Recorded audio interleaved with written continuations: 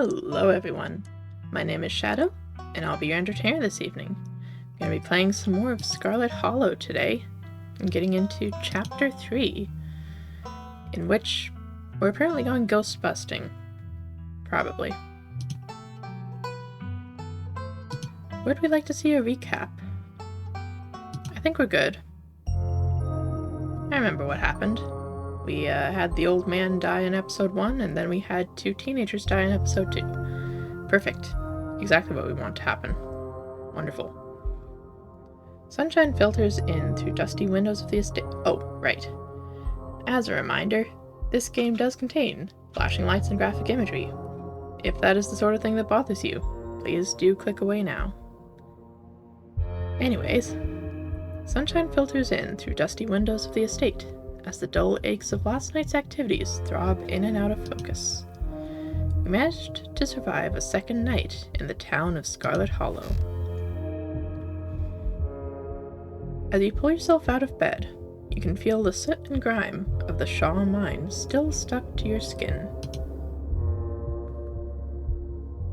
Yeah, we should take a shower. It's absolutely worth the shower. Oh right, I forgot our bathroom was disgusting. You step into the guest bathroom and into the shower. Maybe we should have cleaned the bathroom. The water is hot and, surprisingly enough, clean. As steam fills your lungs and soot washes down the drain, you think about the dead people. Try to clean everything off. Think about Wayne.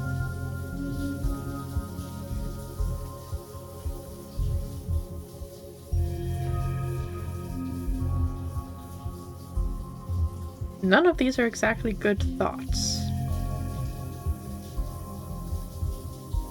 I guess go with focusing on getting clean. You scrub ferociously, trying as much to scrape the memories from your skin as though they're part of the physical dirt that coats you. And you're done here. What a wonderful shower. Washed away my sins, apparently. You're done here. You turn off the faucet and dry yourself off.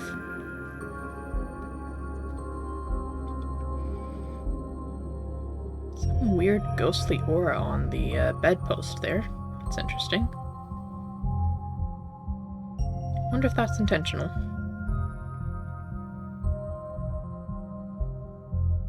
It's probably just some shading that's not quite right.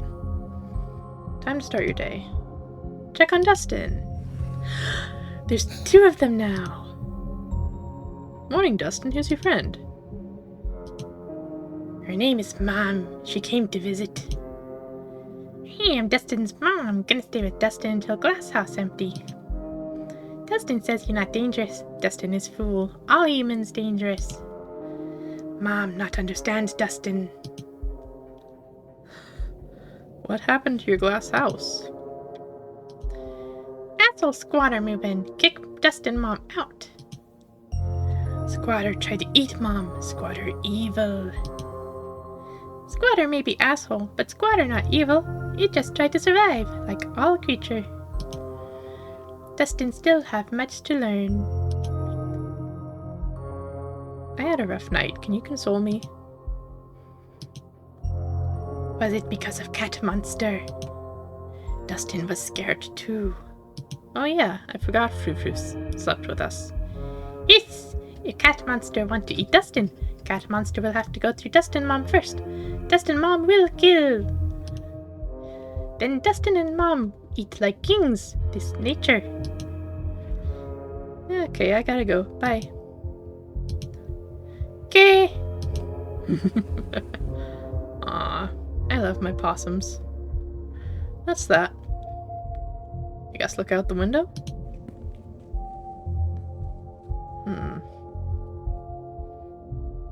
Wayne doesn't seem to be out here today. You hold your breath and approach the bedroom window.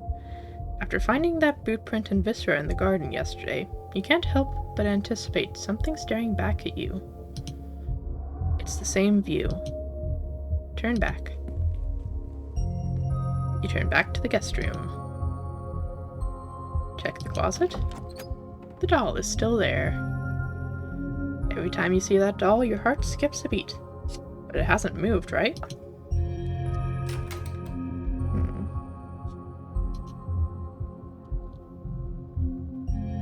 Guess message the group chat.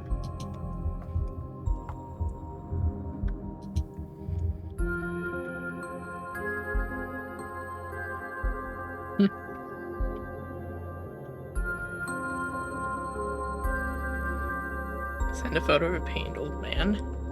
Tempting.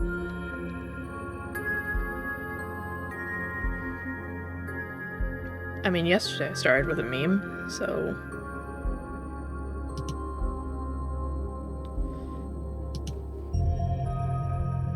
it'll probably be a bit before you get a response. I'm just gonna head downstairs. I already texted both of them, technically, so... You've done everything you wanted to up here. It's time to start your day. Oh.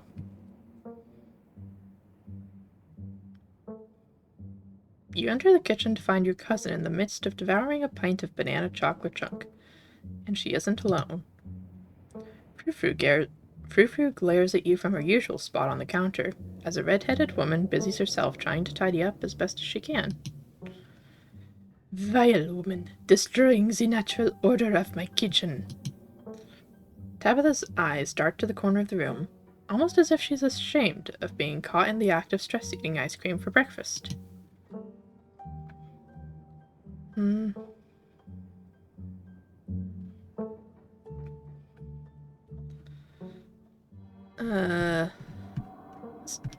Let's greet Frou-Frou. Bonjour, Frou-Frou.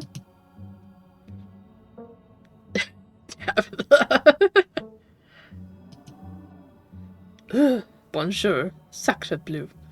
Do not think you can just bonjour me just because I slept at the foot of your bed last night. I still despise you. 3 humans at once. This is abhorrent. Your stink will linger here for hours. How am I to bear it? I see. Talking to my cat again. Are you sure you didn't get hit in the head last night?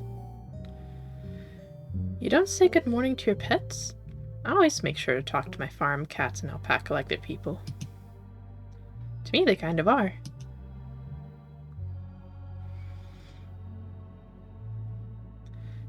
Okay, if I say this, those two are going to respond too.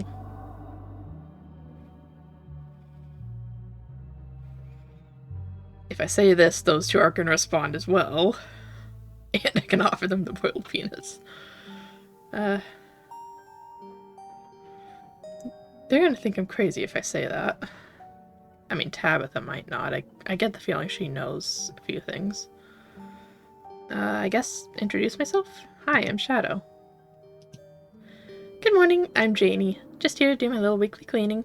Whatever cleaning Miss Tabitha will let me do, at least. Could have this place looking brand new, you know. Don't go making any big renovations or moving anything around. I like knowing where my stuff is. Okie dokie. So nice to finally meet you, Shadow. I mean, I guess I did meet you on Monday when you popped into the diner. Janie. Seeing someone somewhere and meeting them face to face are two completely different things, I suppose.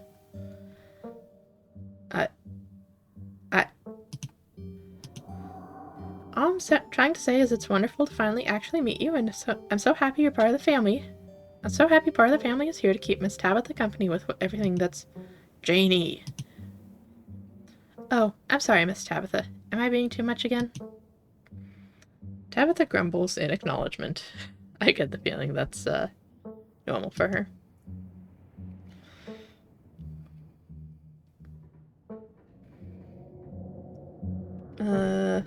I do want to say something about the greenhouse. I guess the opossums in my dresser told me someone's squatting in the greenhouse. A look from Tabitha. Ugh, this place is infested with those things. Aw, be nice. I think they're cute. Anyway, nobody lives in the garden. What? Did I accidentally click on the garden? I thought I clicked on the opossum. Why are you even asking? Oh, that's Tabitha. Anyway, nobody lives in the garden. Why are you even asking? Out with it. And I don't want any of this talking animals nonsense. Oh, I thought she'd believe me.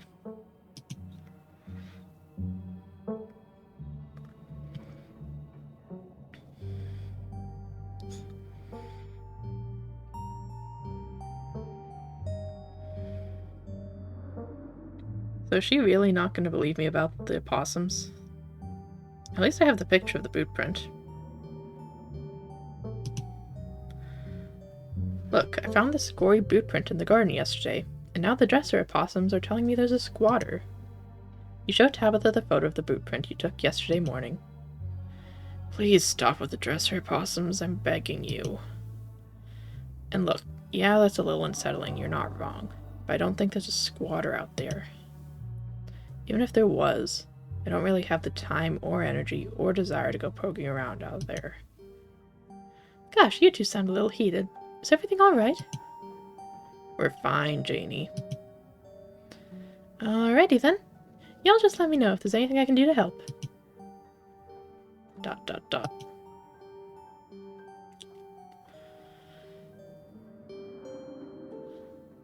Hey, it goes out so it's hanging. Like, I haven't just been talking to her for like 10 minutes.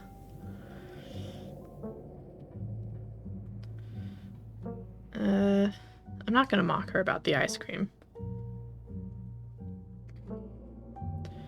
I guess, are there any updates? No.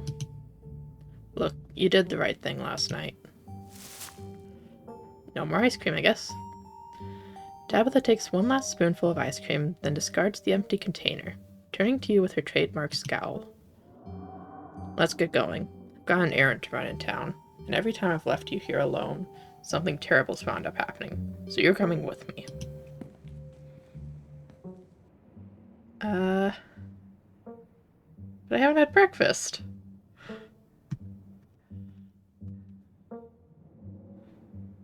Yeah, but I haven't had breakfast. We'll find you something in town. Yay! Janie, lock up when you leave, please. Don't go rearranging anything. I'll know.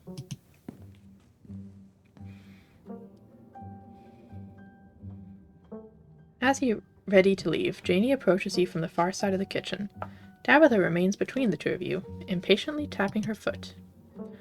Oh, Shadow, before you go, I heard about what happened last night.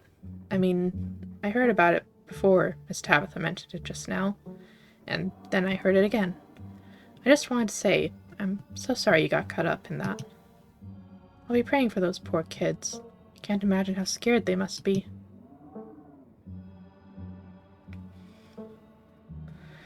I don't want to scare her with that. Come on. I guess thanks last night was a lot. If you ever need someone to talk to, my husband's the local pastor. He's a gentleman, and always willing to lend an ear. It's actually been going a little stir-crazy ever since we moved here, what with nobody really attending the sermons. It'd probably do him a lot of good to talk you through your worries.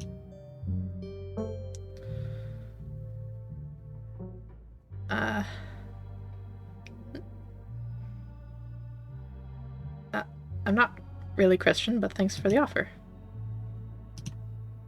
That's alright. My Daniel likes to talk with all sorts of people. He just wants to extend support to anyone who needs it. Well, that's nice. That's good of a priest. Feel free to stop by the church any time. Door's always open. And now I can't do the mystical thing, so that was probably a better option. I feel like I know why she cleans this place. She's probably getting paid, but why do you clean this place?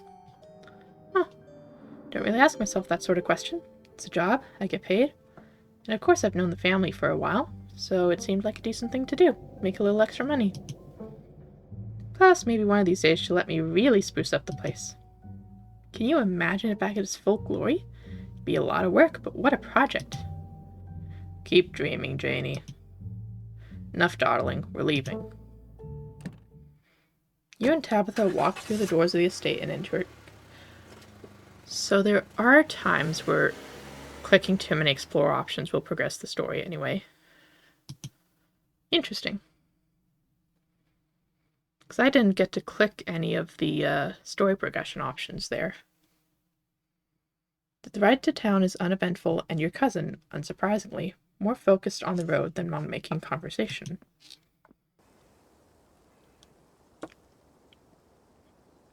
Alright, we're just popping into the general store for a few minutes. What are we doing at the general store? Picking up tea from Sybil. Neat, what kind of tea? I don't know, the kind Sybil makes. She makes a bunch of weird stuff. I don't know what all of it's called. Quit interrogating me about tea blends, jeez.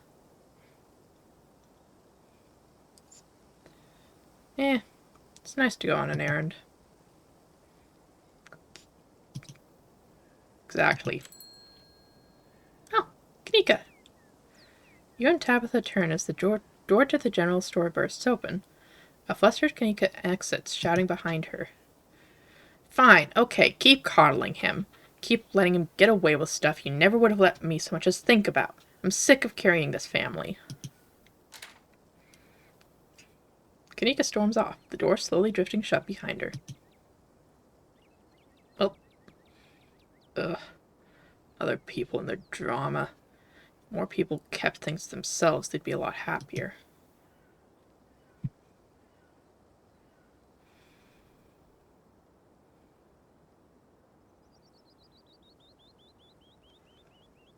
Good for her, honestly. Not at all. It's weak. Is that why you don't show me any affection as your cousin? Come on already, let's go. The bells of the general store chime as you cross the threshold. The smells of old wood and steamy herbal tea flood your senses, making you feel instantly at home. Good morning, you two. Hope you're doing well after last night's activities. Morning. Is the new blend ready? Of course. Shadow, if you'd like to keep Miles company, Tabitha and I will be just a minute.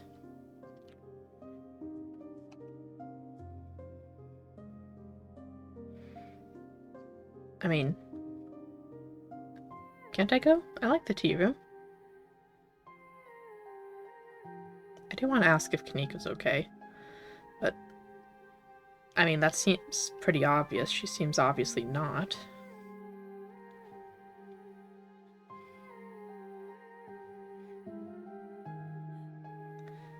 I'm not really afraid of Miles. Can't I go with you? I like the tea room. I always like visitors in the tea room, but I'm afraid I'm too busy to entertain for long, so we won't be lingering. Might as well just wait out here. There's no need to cram in there like sardines. Okay, so there's something fishy going on there.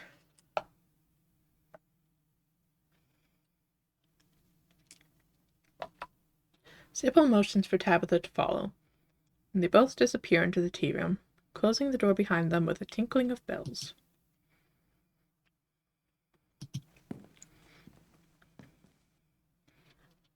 You walk up to the door of the tea room to listen in. Subtle. Don't you give me that, Miles. Longer than you'd hoped, but... Sybil pauses, and a moment later, you hear footsteps move to the far end of the tea room. If she and Tabitha resumed their discussion, their voices are too soft for you to hear.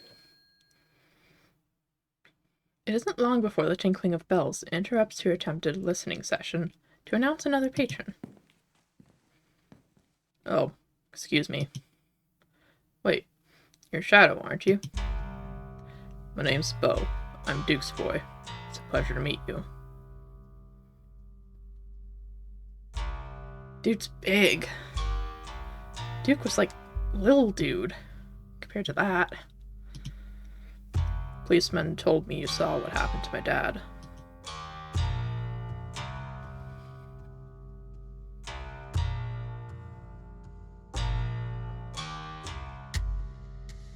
I guess I'm just sorry for your loss.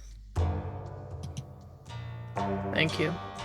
Policeman said he might just be out hunting somewhere. but me and my mama both know he ain't coming back. Mama's pretty broken up about it. Trying to hold it together, since I'm the man of the house now, but it ain't easy. Me and him was supposed to bring Big Betty to the state fair this week. Now he's gone, and as of this morning, so is she. So I suppose if I'm not going to the fair, I may as well make myself useful. Get out in the woods to look for whatever's left of my daddy. He was there, right? Tell me where to look so I can try and find him.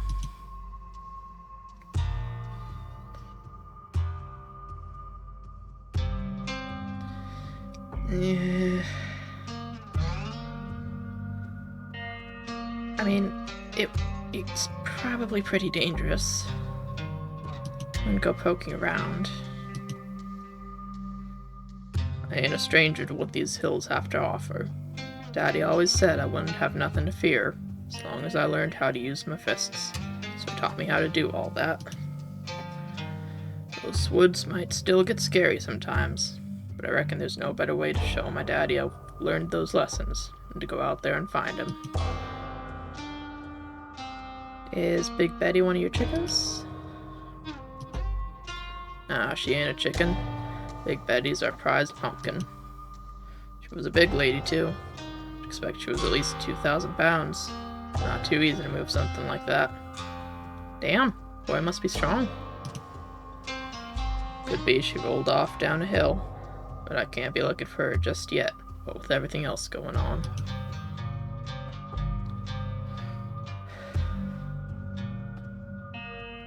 You seen anything strange on the farm? Not really, no. I've been awful busy, what with everything that's still been happening. Chickens keep disappearing, though. I mean, I want to tell him, but...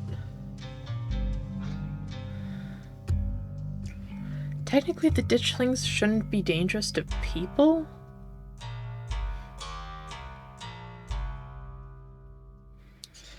That's what we were told. They shouldn't be dangerous to people. So if I do tell him, he should be able to get his dad back.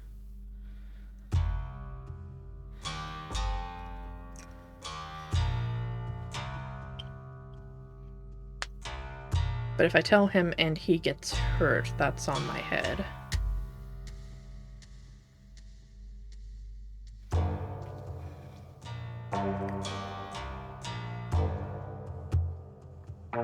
If I don't tell him, he's probably just gonna go wandering in the woods looking for him. He died on the northwest edge of town, off the Esgina Trail. Thank you, Shadow. I appreciate you trying to help us out. Don't rest easy knowing he's out there somewhere, all by his lonesome. Please tell Miss Scarlet I'm sorry about her mama. Goodness, that dude's huge. Tabitha and Sybil are still in the tea room. Your phone buzzes. Oh my god, hey, I overslept. Still gotta make myself breakfast. If y'all want, I can swing by. Otherwise, meet at the library and figure out a plan. I think I'm good. Just had a big fight. Not really hungry. Gonna chill in my van for a while if you want to hang out, though. Otherwise, see you guys at the library. You have plenty of time before dinner at Reese's house.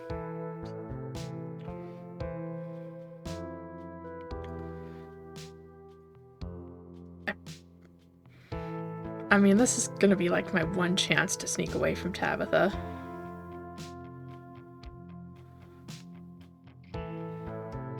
If I go after either Kanika or Stella right now, that's gonna lead to the ghost busting. If I wait for Tabitha, she's probably gonna try and keep me away from it. If I go ghost busting, that's definitely going to irk Tabitha.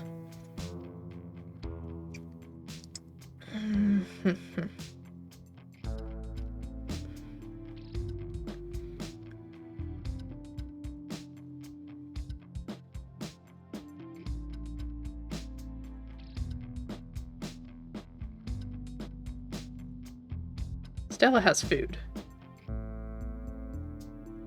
I don't know where Kanika and her van are. I just saw her storm off. I know sort of where Stella's place is.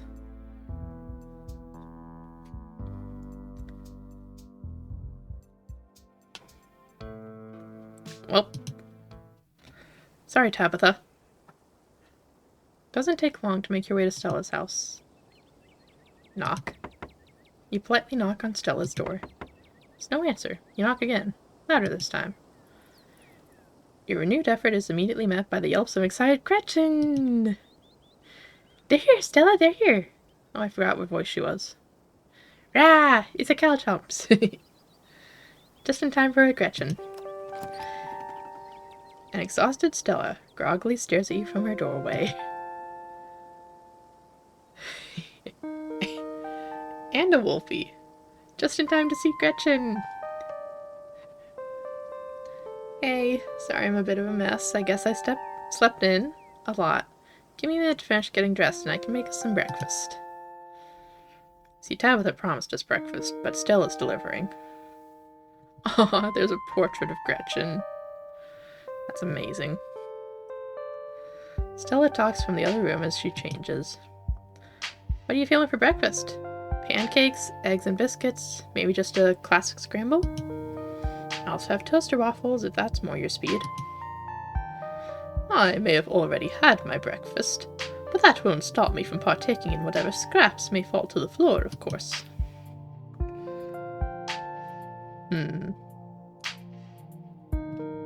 Let's see, offering biscuits after I've had one of Winnie's?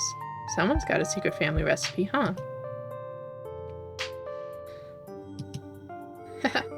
Maybe.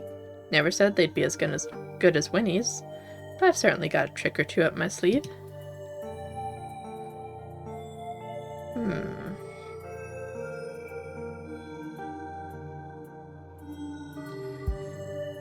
Yeah, I don't want the burden of free will. Biscuits it is, then. You can even make them together. Oh, they're definitely not going to be as good as Winnie's, then. Ooh, that's an interesting outfit. Bit fancier than the cryptid graphic tees. I used to have a jumpsuit just like Stella's, but I'm afraid mine has been torn to shreds from years of use. Alright, let's get started. We can flirt.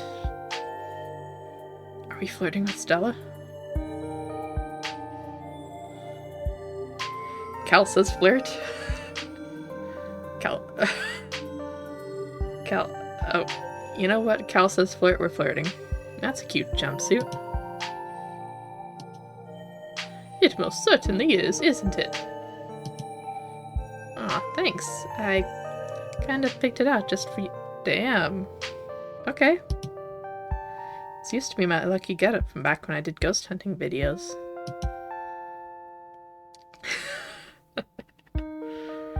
Though I guess you might call it unlucky since I've never actually seen a ghost. But hey, after the past couple nights, maybe we could use a bit of bad luck. Bad luck in ghost hunting? Sure. Good luck in the fact of we don't want an actual ghost to show up. Exactly, the kind of bad luck where we don't find anything, of course. Don't want to jinx us. Should we start on the food? I'm starving. Yeah, let's do it.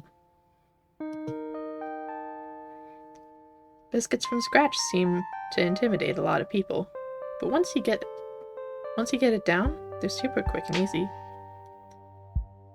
Cal, what opinion do you need? What's going on? What's going on?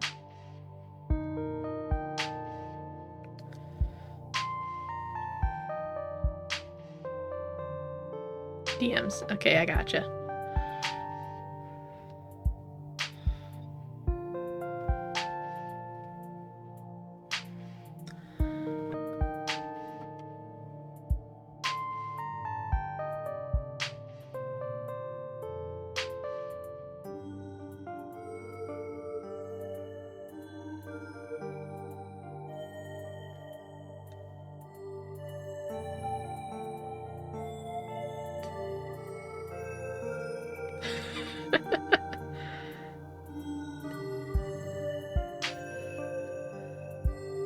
Hi, Bun. Welcome in. Yippee.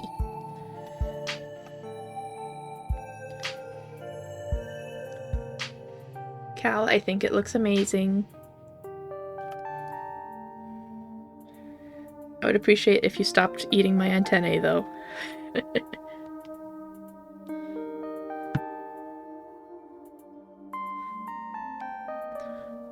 Also doing good, Bun. Thank you for asking. How are you doing? Playing, what is this called? This is called Scarlet Hollow. It's a horror visual novel. Got some very spooky stuff in it. A lot of people have died so far. So, yeah. Anyways, where were we? Biscuits from scratch seem to intimidate a lot of people. But once you get it down, they're super quick and easy. How about you mix the butter into the dry ingredients while I get everything else ready?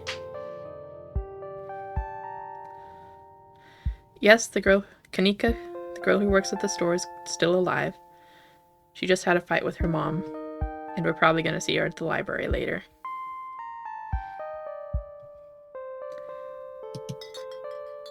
She hands you a bowl. You gotta get in there with your hands. Just squish the butter into the flour until all the big chunks are gone.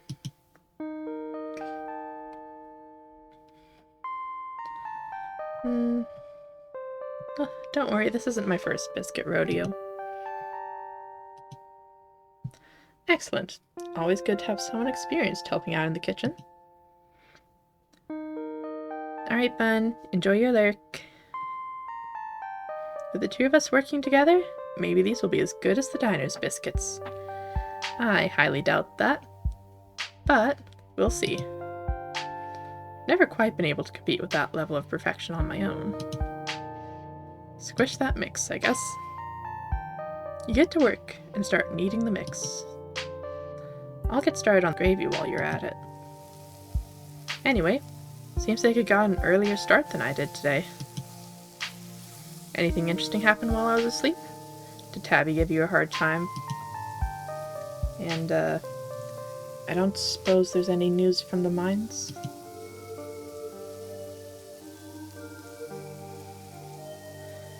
Well, Tabitha was planning on babysitting me all day, and I managed to give her the slip. I'm glad you're here. Yay! It's been really nice spending time with you, even if a lot of it has been the two of us running in terror from the monster of the day. I personally prefer that you came alone. My Stella could use better company like yourself in her life. And I met Beau at the general store this morning. Yeah. That poor guy. How's he doing? Apparently Big Betty's gone missing. Really? How does a 2,000-pound pumpkin just disappear?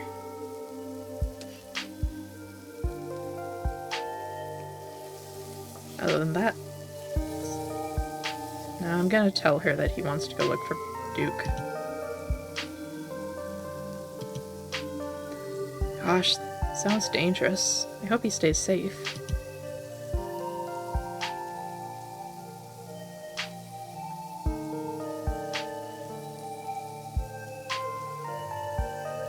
Yeah. I guess I'll update her on the mine. Sounds like they'll still be digging all week. It's a long time for the kids to stay down there if they're alive.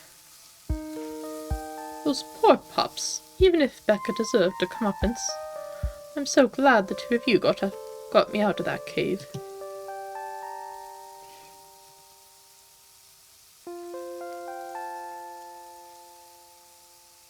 It's not much to do other than wait with that. Exactly. Probably be out of there in no time. I know Tabby said it would take all week, but when we left last night, her crew had already made it pretty far into the entrance. I'm sure it won't be much longer until the whole thing gets sorted out.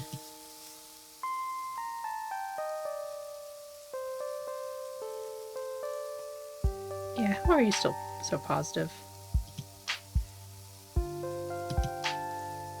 Different people cope in different ways. I know there's nothing I can do about the situation, so I just try not to think about it. If I did, I might sink into a pit of despair. Then I'd just be useless. But if I just tuck it all away, I can be there for people who need me. You know, like the way you've been there for me.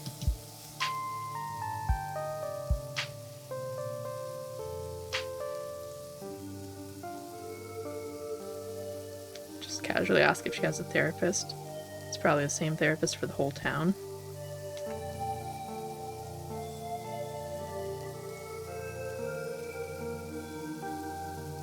Let's use our mystical for this. You have to let it out eventually, Stella. If you don't, it'll consume you from within. It does feel like that sometimes. But I'm sure that's how everyone feels, right? Besides, whatever bad feelings that may or may not be festering inside of me are a problem for future Stella. Poor future Stella. Right now, I'm present Stella. And my main concern is making sure we get a good breakfast so we're fueled up for our ghost hunt tonight.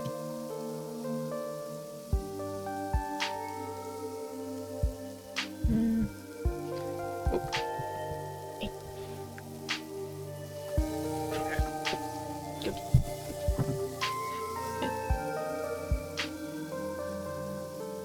Well, it can't be worse than the last 2 nights. Exactly. I don't see how even a legit haunting can be anywhere near as bad as everything that happened to us yesterday, or the day before. Barring the whole Tommyknocker situation, if those even were ghosts, I've never actually seen one. Odds are, nothing serious happens, and we get a night of well-deserved rest and gentle spooks. After all the excitement of the past 2 days, these old bones definitely need a break.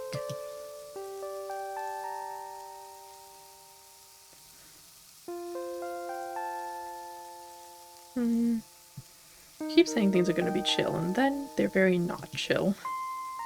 That's kind of how it goes. Should I be nervous? You know, now that you mention it, I guess that's starting to become a pattern, isn't it? Well, even if it's not chill, it's gotta get done. Oscar and Rosalina need their house back. How's the squishing coming along? Eat some of them.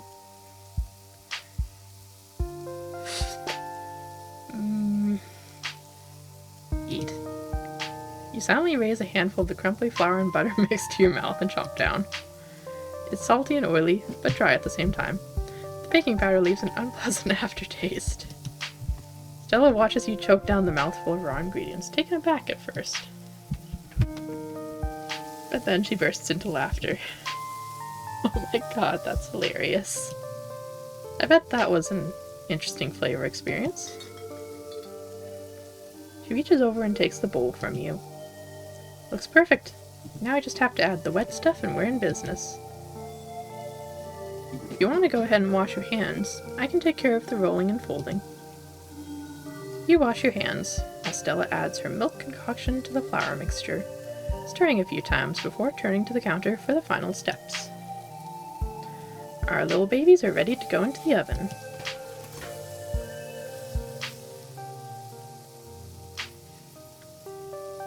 And if you don't mind, I'm gonna make an egg for myself while we wait.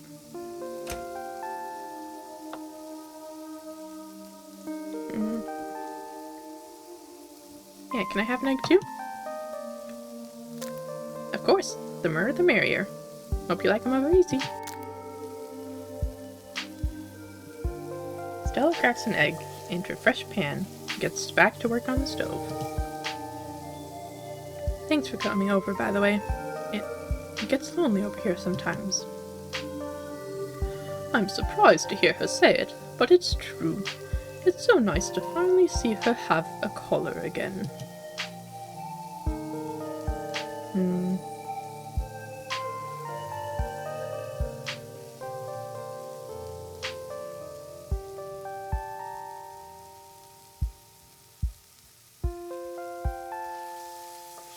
Yeah. Let's ask if she wants to talk to Gretchen. So, not many people get that I can talk to animals. Is there anything you'd like to ask, Gretchen? Stella stops what she's doing a moment to reflect on your offer. Oh, isn't that a most fascinating prospect? What would I even have to say? And about what? You know, that's an extremely generous offer. But I don't know if I want to pass my relationship with my dog through a translator. It's definitely not that I don't trust you. We've only known each other for a few days, and you already mean a lot to me. It's just, I almost wonder if diving into this too deeply would permanently change my relationship with her. If the week ends and you go home, and I've grown too reliant on your powers? What if things don't go back to normal with her? I definitely want to hear her input on current events. I just don't know if I want to rewrite everything else. I must admit that after hearing her thoughts, I very much feel the same way. I can't imagine permanently changing something so fundamental to my relationship with my dear Stella. I know, that's probably wild, coming from your resident supernatural haunting friend, but Gretchen holds a special place in my heart. And you in mine, Stella. That's precious.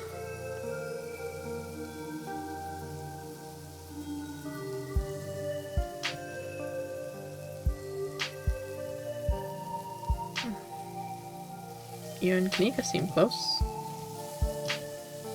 Yeah, it's nice that she's back in town, but I wish it were under better circumstances. She's so busy with the store, too. I don't know how she does it. It's been nice hanging out with her more the past couple of days.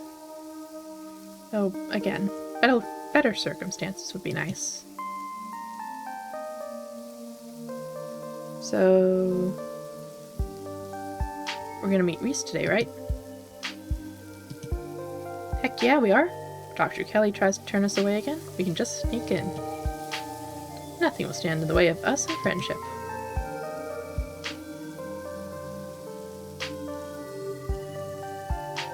What's he like?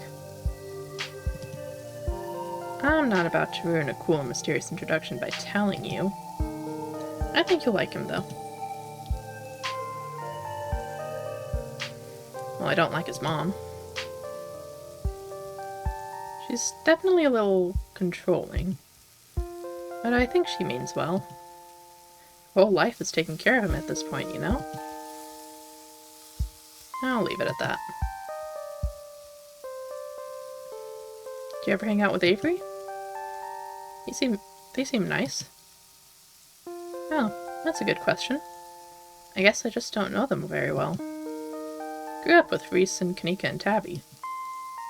Even you don't seem like a stranger, what with who you're related to. Avery moved here a few years ago, kinda close on the heels of all that stuff with the accident.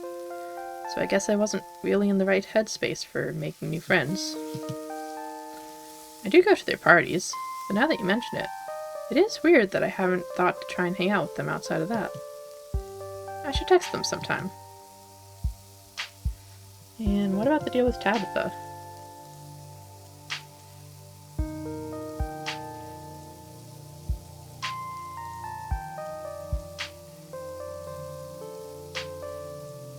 Yeah, why do you still bother with Tabitha, since she's kinda mean?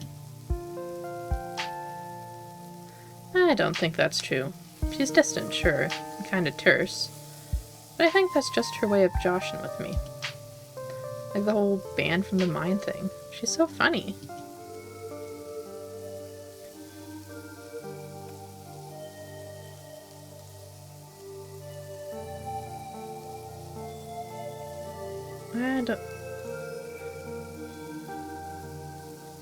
Yeah, I'm not so sure she thinks it's a joke.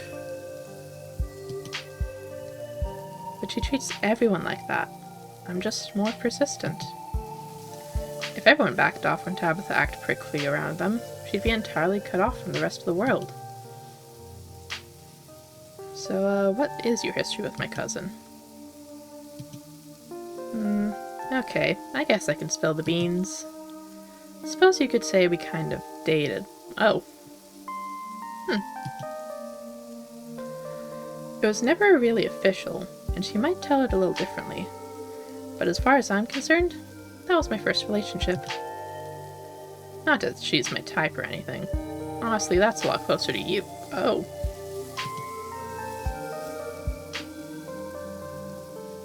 So you play for left field then? Interesting way to put it. Maybe more like center? I'm into all kinds of people if that's what you're asking.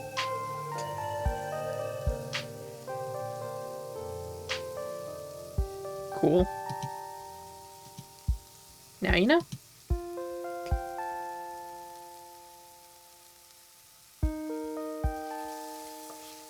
I'm gonna ask how the food's coming. I don't want to bother the other two. Timer goes off, and Stella excitedly pops open the oven, pulling out a tray of delectable biscuits. Funny you should ask. Looks like we're done here. And with that, breakfast is served. And it looks delicious. She's got a lot of mail just sitting there. If the two of you wouldn't mind saving me just a couple of scraps, that meal smells absolutely delectable. Oh yeah, that's a fresh biscuit, alright. Still not as good as the diners, but if I could capture that kind of perfection, there would be no mountains left for me to conquer. Better to have the thrill of a challenge. So glad you came over today. Been having a little bit of a hard time sleeping the past couple nights. I'm sure you can relate. I think I need a nice slow morning like this, just hanging out with you. As you and Stella start to dig in, you're interrupted by a phone alarm sounding off. Oh shoot, I forgot. It's Mayor Jimmy Day. If they're even still doing it after last night. Wonder how far the news has spread. Either way, it's a good excuse to meet up with Oscar and start talking ghosts. Gretchen scoffs at the mention of Mayor Jimmy. Mayor, my rear end. I certainly never voted for him.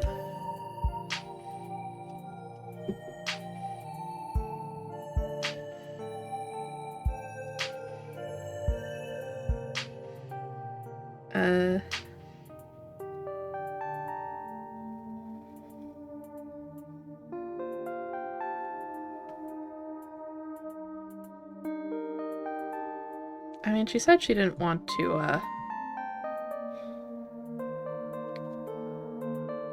change her relationship with Gretchen, so I'm going to leave that one for now. Why is meeting the mayor such an exciting event? He's just a politician. How charming can he be? You'll see. Let's finish up and head on over. I'll make sure to bring some biscuits for the mayor. Biscuits?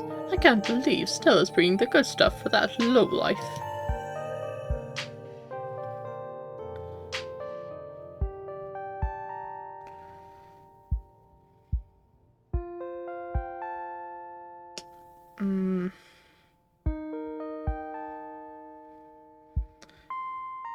I mean, I do want to let her know that Gretchen wants a biscuit, but no need to let Stella know. Gretchen, shall we?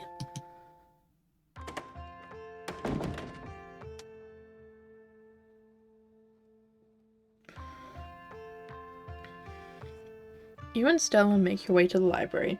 It's busier than usual. A small crowd is already formed in the corner of the main foyer. Now we're just waiting on Kanika. Speaking of... Cal, I hope you're still here. Thank God we have something to do this morning. My family's been driving me nuts. She's got a pretty cool shirt on today. None of the bat motif, but that is a deadhead moth, I think, if I remember correctly. Still pretty on brand. Yes, the whole gang's here. Been waiting to introduce Shadow to the mayor for like the entire time I've known them. Never gotten to introduce someone to the mayor before. It'll be worth it, trust us. Alright, shall we? Oh, I see. He's a dog. I see. That's why Gretchen doesn't like him.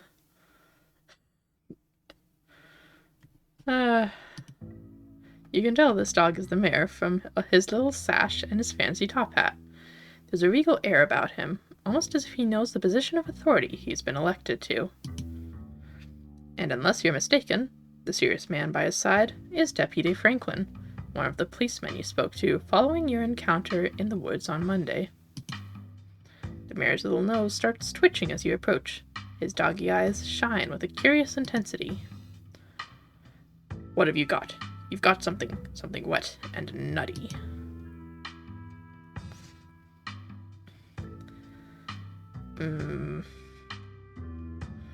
If I didn't offer them to Gretchen, the mayor's not getting them. You keep your penis to yourself, your hand instinctively covering them in a defensive posture. You're leaving this town the same way you entered it, with your increasingly pungent companion at your side. No, it's not that. It's...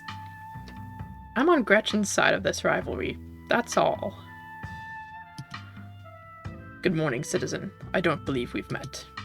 He holds out his paw as if to shake your hand.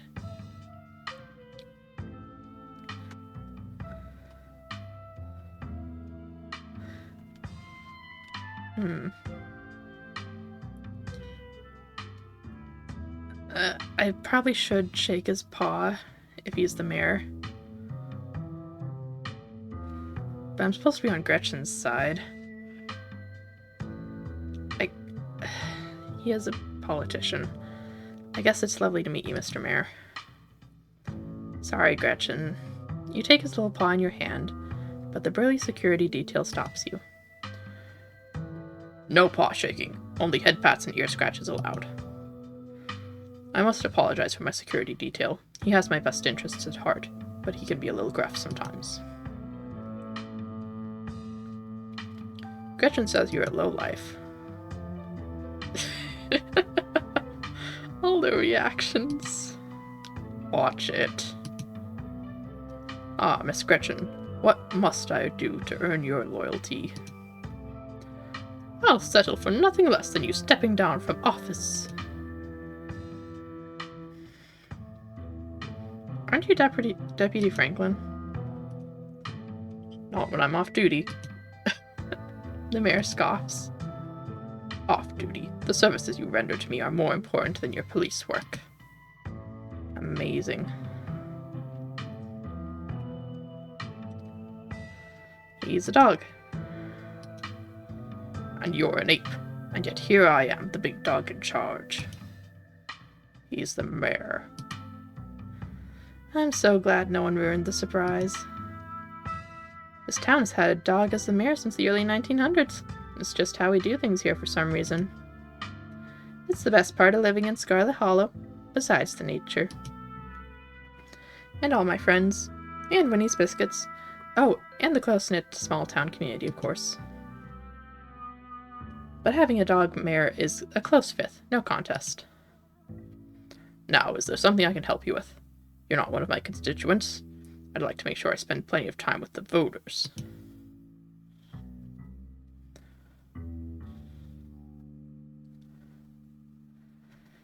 Mr. Mayor, there's something serious going on in town. We need your help. Not that he can actually help, but hey. Murmurs stir in the crowd behind you as you relay the dangers to the mayor. Of course, the pet disappearances. I've been made aware of the situation. But what do you expect me to do about it? It's autumn. That's tourist season in Scarlet Hollow. I can't turn away the lifeblood of this town, not with the mine faltering the way it is. There was a mine collapse last night. We don't need any more news of disaster coming out of Scarlet Hollow. Do you understand?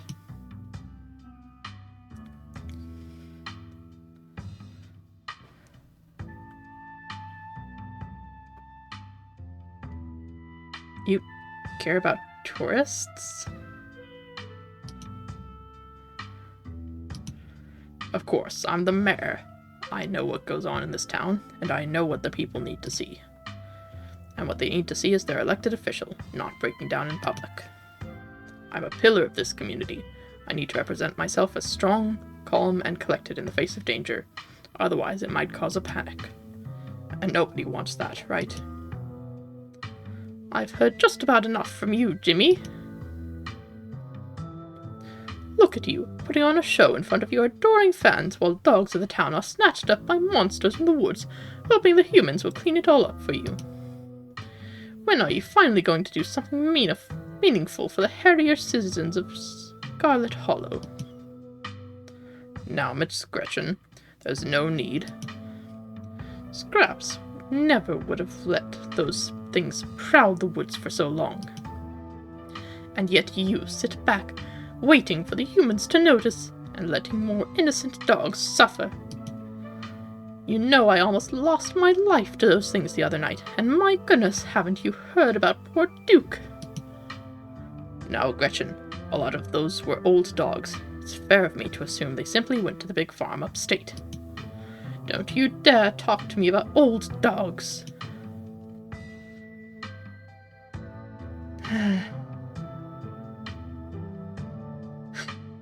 Stella, wow, your dog is yelling at the mayor. She's got a good point, Mr. Mayor. You're damn right I do. Scraps would have been out in those woods at the first sign of trouble, tearing out the throats of any creatures who dared threaten the dogs of Scarlet Hollow. Yet here he is, posing for the little rectangles, like nothing is wrong in this town. Gretchen squirms in Stella's arms, straining to get at Mayor Jimmy. Hey, whoa, Gretchen, calm down, old girl, you're gonna pull a muscle. Mr. Franklin, I think now's a good time to dispose of this riffraff. Miss Richmond, I'm gonna have to ask you and your dog to step away from the mayor. I should have known better. These two have never been able to get along. Shadow, you gotta fill me in on their feud later. I've always been curious about why Gretchen gets so fussy near Mayor Jimmy. Stella walks off, still struggling to hold Gretchen as she shouts insults back at Jimmy. Ingrate, ne'er-do-well, you dog! Kanika is quick to follow. And I guess so am I. Looks like everyone else is already talking to Oscar in the next room.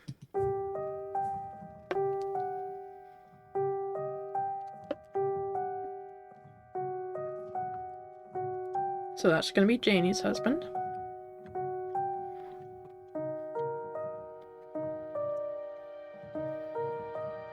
Before you can catch up to your companions, you're intercepted by a nervous man with a cross around his neck. It's hard to put a finger on it, but something compels you to dislike him. Sounds like old Gretchen and the mayor have had some unresolved issues, wouldn't you say? I'm Pastor Daniel. I take it you're Shadow?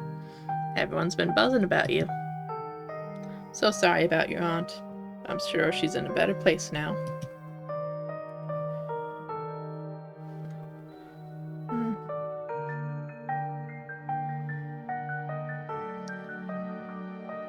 Janie mentioned you this morning. That woman is the light of my life. I'm so glad she's there to help your cousin through this rough patch. Know anything about ghosts? Ghosts? Never encountered one myself, but I've heard stories of folks who've been visited by their loved ones from beyond the grave. It seems like it provides them with a sort of spiritual healing. Like their beloved relatives are watching over them, even in death. Is this about Pearl Ann? Or perhaps your mother? You've been visited by her. Dang. Thought you might have some good ghost stories. I do have the best ghost story of all. The story of the Holy Ghost. Nope.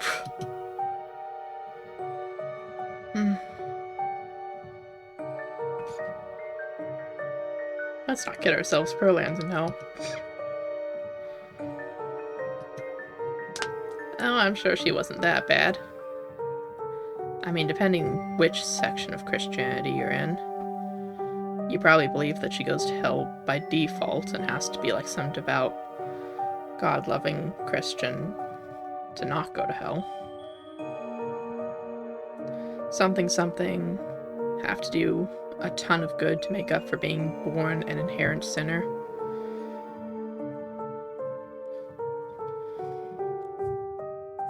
Now, it's worth noting I've never been to church, so I don't know that for certain. But you hear a lot of things when Christianity's like the dominant religion in the world. Most people are good, deep down inside. It's best not to speak ill of the dead. Okay, he might actually be a good pastor then.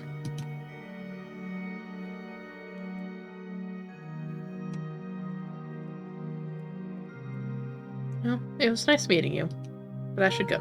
I got people waiting on me. Of course, and if you ever find yourself in need of counseling or spiritual guidance, you know where to find me. Really not religious.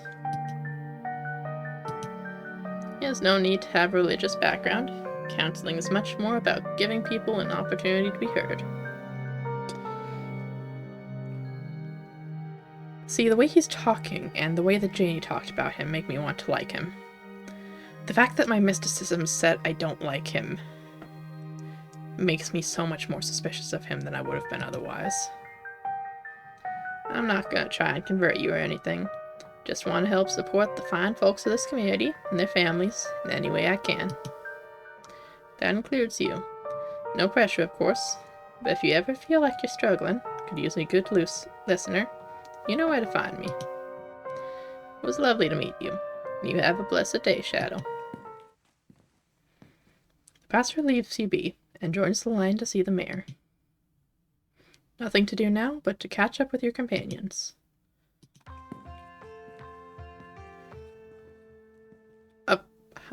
Hi, Oscar. You sure we can't just get it over with while the sun's up? I don't know if I can handle getting scared shitless in the dark 2 nights in a row. Wish we could, especially since I'm not particularly excited about going back in there after dark either. But I'm pretty sure it only comes out when the sun goes down. Yeah, there's no way I'm going in until that spirit's at full power.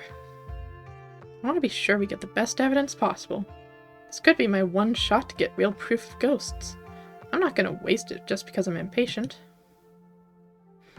That's kinda cute. It looks like Gretchen has a little plant hat. Y'all are gonna be the death of me. And you're sure there's nothing we can do for Rosalina right now? I don't think so. She's been locked up in the back room all day. Hasn't been very interested in talking to anyone. I think the best we can do is stick to the plan. Ghost bust the house clean, and give her a real bed to sleep in tonight. Just hope it's possible to get rid of this thing. This is a pretty serious ghost. Infestation? Is that what you call something like this? I believe it's called a haunting. But ghost infestation also sounds good. Suppose we're the ghost hunters, so we can call it whatever we want. Anyways, I'll be bringing all the ghost hunting supplies anyone could ever need, so we should be set on preparations. Only thing y'all need to bring is an open mind.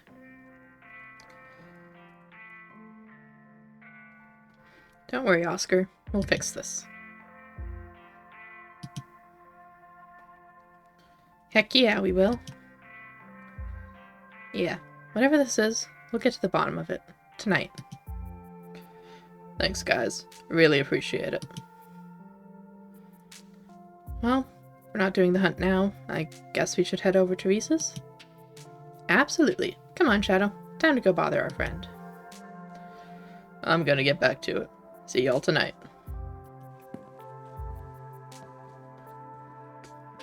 Time to go. So about the mayor. Right, is he gonna help us? What was he like?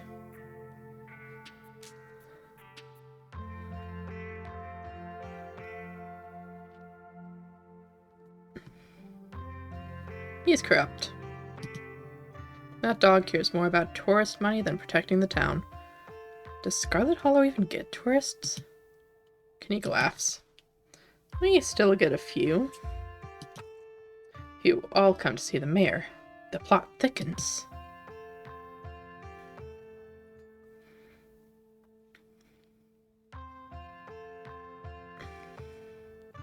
I'm not going to invite her secretly.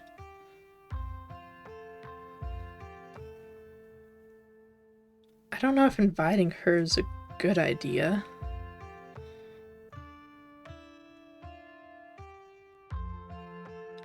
I think the problem with inviting her is she doesn't like Kanika. She seems to have something about Stella being her ex that's negative.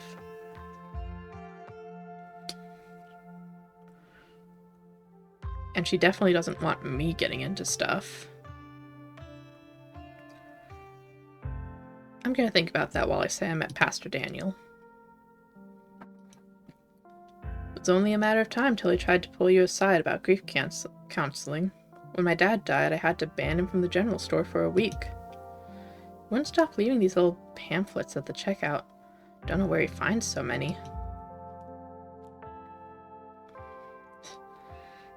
Wolfie. Also, I think that's like the 5th variation on that hashtag that you've made.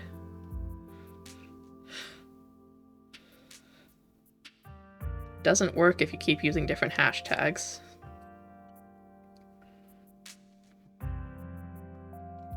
His vibes were definitely bad. Hi, Cadaver. Welcome in. Glad you feel the same way. It's just something about the way he's always smiling. So creepy. Honestly, his smile wasn't bad. It was literally just the fact that my mysticism pinged off on him. The man was grinning through all of my dad's funeral. I'll never forget that. And I don't mean that in a stigmatizing mental illness kind of way. There's just this little siren that goes off every time I see him. They're telling me to get away from him. That's exactly how I would describe it too. The voice in your head, you mean Cadaver. 70-30, Wolfie's in a call with Cadaver right now. The whole town feels the same way. Now that I think about it, he must be pretty lonely. He can look for friends somewhere else. I wonder if the pastor's cursed. I felt something odd when he came up to me. And the way everyone dislikes him seems excessive. Unnaturally excessive. It was Cal. Ah. Guess that's that 30%. I know this is weird coming from me, but not everything in town has to be spooky for supernatural reasons. Sometimes people just give off bad vibes. Agreed. We're allowed to dislike him even though he hasn't done anything wrong. That we know of.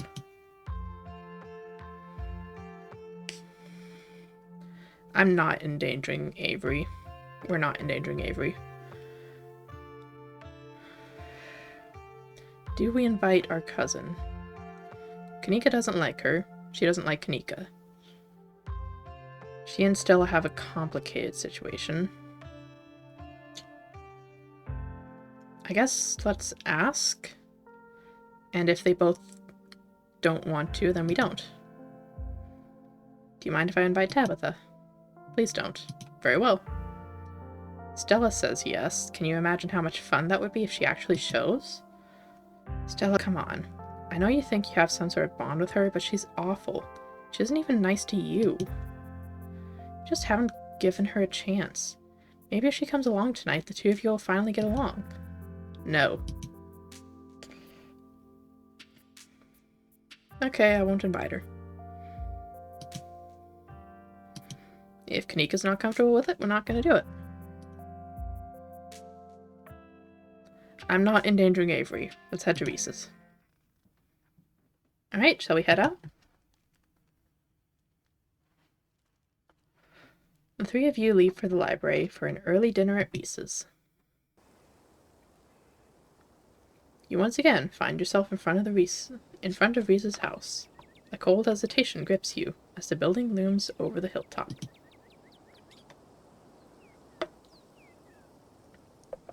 Though it's only early afternoon, it feels much later, the sun already sinking behind tall mountains that surround Scarlet Hollow.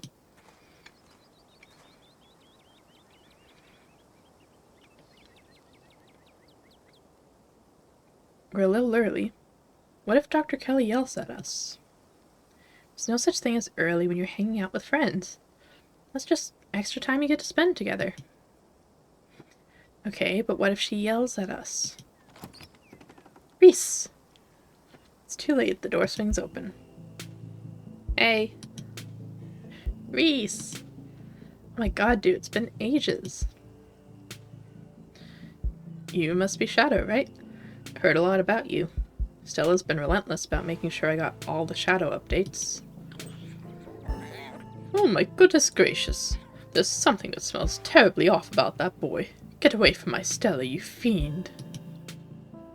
Gretchen starts yelping at Reese, straining against Stella's grip as she tries to get between them. Are they here already? Knew you'd show up early, Stella. You brought the dog. Great. Yeah, I thought she might cheer Reese up. Don't know what's gone into her all of the sudden. Dog stays outside. But it's okay, Stella. We can let her chill in my van for a bit. I'll run the AC and leave her some treats. You know I always have some of those easy-chew dog jerkies stashed away. The gall! The gumption! This is a violation of my rights. But we go everywhere together. You want to come in or not? Kanika nervously tugs Stella away towards her van. You keep her safe from that monster, Shadow, you hear? You don't let a feather of harm fall on my darling Stella. What's Dr. Kelly done to her son? Well, what about you, Shadow? You coming in?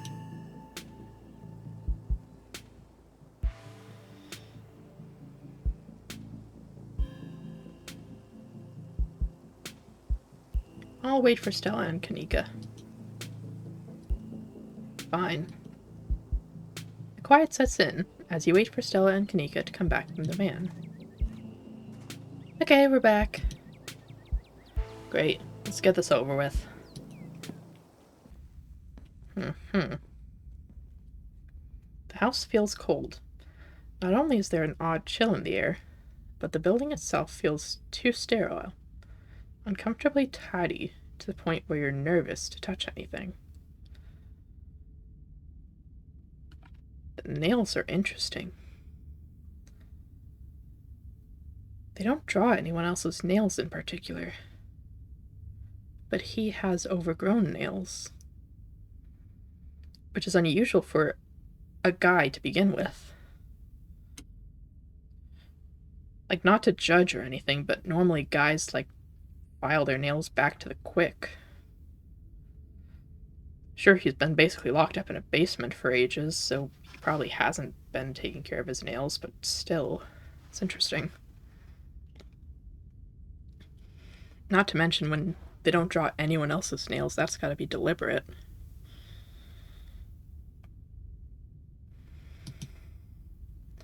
If it weren't for the aroma of store-bought dinner rolls baking in the oven, and the unsettling artwork hanging on the walls, you'd be half convinced you'd wandered into a real estate showing. So, how can I lend a hand? By sitting down at the table and not puttering around in my kitchen. I made sure everything was done well in advance, so the only thing left are the rolls, which shouldn't be long. Then we can have a quick dinner, and you can leave my house and go on about your business. But I was kind of hoping to see Reese's new art. We still have time now, right?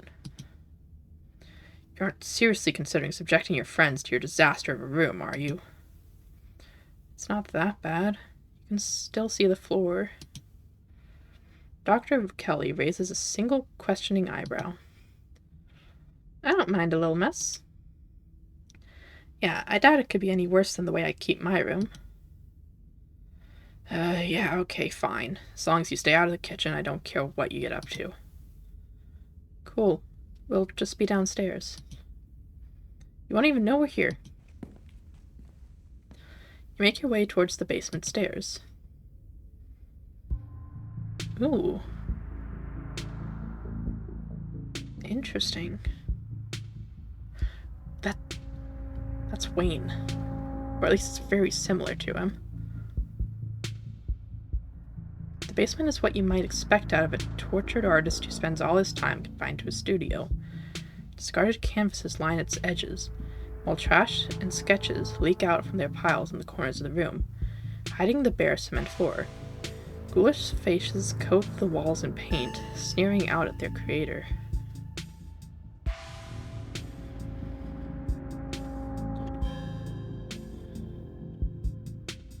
That looks a lot like the,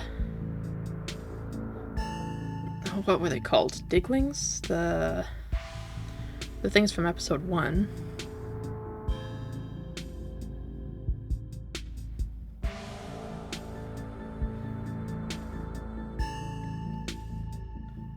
Curious if he has something that looks like the Tommy knockers as well.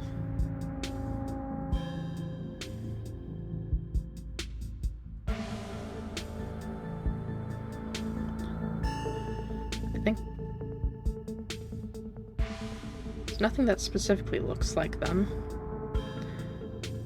This and this sort of look like what they, but not close enough to say they are.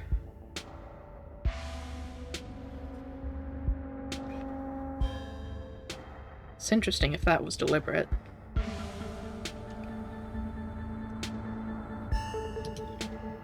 Your mom is so scary. She can be a little intense, kind of overprotective, which I guess makes sense. Anyway, make yourselves comfortable. You'll have to forgive the mess. I've been distracted lately, haven't been cleaning much.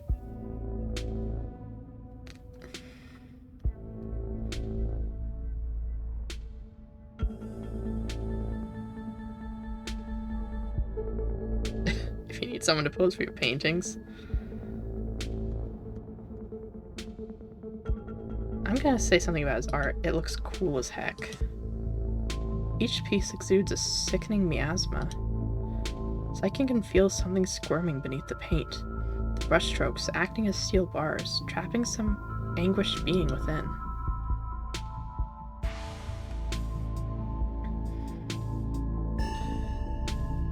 I mean, I can feel the emotion in it, so... You're writhing just beneath the paint, radiating pain and anguish. I know what you mean. I feel it too. Well, yeah, you painted them, so... When I'm working on them, it's like I'm channeling whatever's plaguing me into the paint. When they're done, it feels like I've been emptied out, and all the vile things inside me have been sealed away in the canvas. That's why I make so many of them. Sometimes when I return to a piece, it's almost like I'm offering an invitation to those feelings to slither back under my skin. There are some pieces I can't even look at. I hide them until I forget they exist. I'd rather not let those particular feelings back in. Sounds kind of like therapy? That seems healthy. Probably. Yeah, art therapy. Sounds like it does you good. Being empty must be better than being full of bad thoughts, right? I think so. Works for me, at least.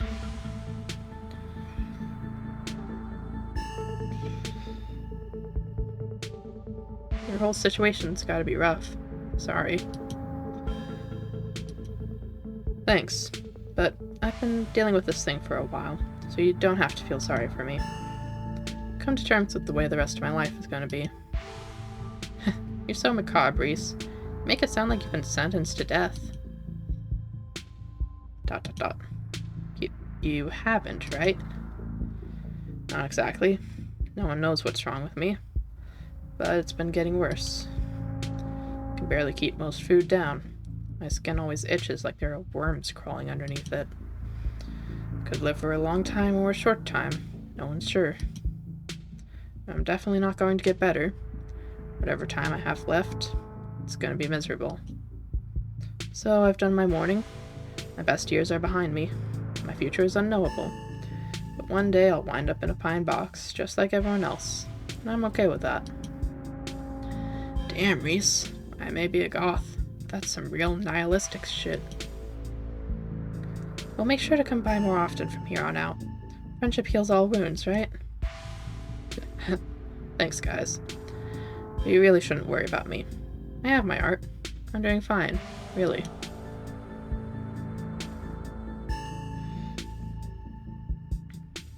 Yeah. We'll all join the worms one day. Just gotta make the best of what we got. See? Shadow gets me. Stella? Maybe it was a mistake to get these two together.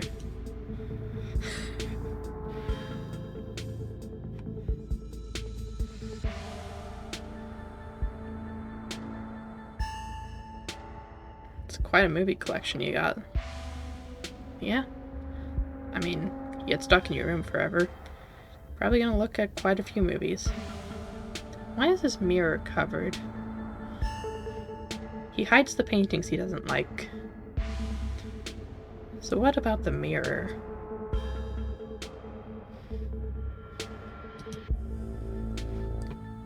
Got any movie recommendations? Let me think. Oh, have you heard of Shino-Chi Deathblood? Saw that for the first time recently, and it blew me away.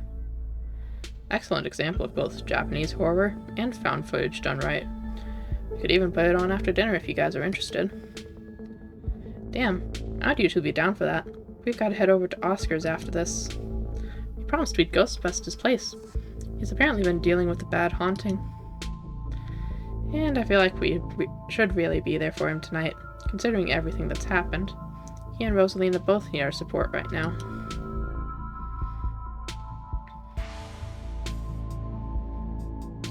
Take a rain check on the movie. Yeah, we'll definitely come by for a movie night this week. I'm free tomorrow night. Same goes for Shadow. I could probably work tomorrow, but I can close up early. Oh, she was saying she probably works tomorrow. So, has Stella told you about everything that happened the past couple of days? Every detail. Wish I could see some of it myself, but, you know. He gestures in futility towards the walls of the basement. Are you sure you can't just sneak out one of these nights? The doc isn't keeping me prisoner here, Stella. I'm sick. You know that. I'm sorry, man. I didn't mean to... There's nothing to apologize for, and I appreciate the effort. Really, I do. There's just nothing you can really rescue me from. The die's already been cast. But we were talking about the past couple of days, weren't we? So what do you think of the ditchlings? Ditchlings, not diglings. Yeah, they've been coming up to my window at night. That would explain why he's been drawing them. Wait, really? Is that why you texted me that they looked like something out of your nightmares? Yeah, thought I was hallucinating. I hadn't put it together that we might have been seeing the same thing until just now. I've been sketching them, actually. Tell me what you think. He pulls out a sketchbook from one of the piles in his room. Okay, that's exactly what I saw on my way home last night. What does it mean that they've been lurking around here, though? I don't know, but I like the company. Kind of beautiful, in a sad way, if you ask me. Agree to disagree with you there. Those things are going to be stuck in my nightmares until the day I die. What do you think's going on with Wayne? Who? You know, the guy who's been following Shadow around, being all ominous. Oh yeah, that slasher creep. I appreciate the classic Jason vibe he has going on. Here's hoping he doesn't live up to the look, for all our sakes. Do you think the town is doomed? I think everything's probably doomed at some point. But I guess that's answering a different question. Do I think the town of Scarlet Hollow is on the brink of collapse? Probably not. But it's not like I have a lot of perspective on what it's like out there. It could be rioting on Main Street, and if Stella or the doc didn't tell me, I just wouldn't know. I would totally tell you if there was a riot. Would Dr. Kelly tell you, though? I mean, yeah, I'd hope so. But the point I'm trying to make is that other people are my eyes out there. He calls his mom Doc. Not mom. Not mother, not mum, not any sort of term of endearment. He calls her Doc.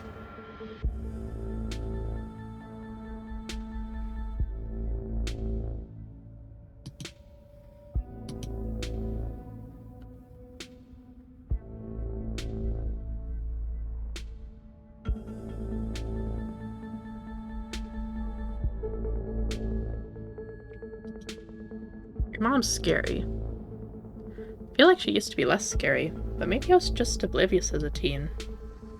Speak for yourself. It's possible she's gotten a bit of an edge lately. I think my condition's been stressing her out a lot.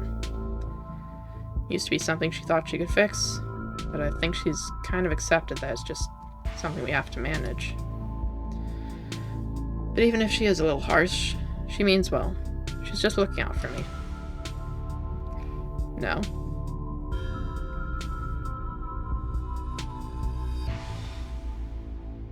No. She's probably just worried about you and doing her best. She is a little controlling, though.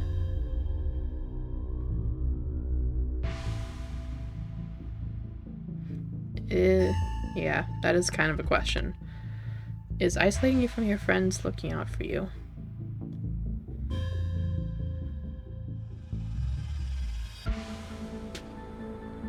And I don't want to accuse her of anything right now.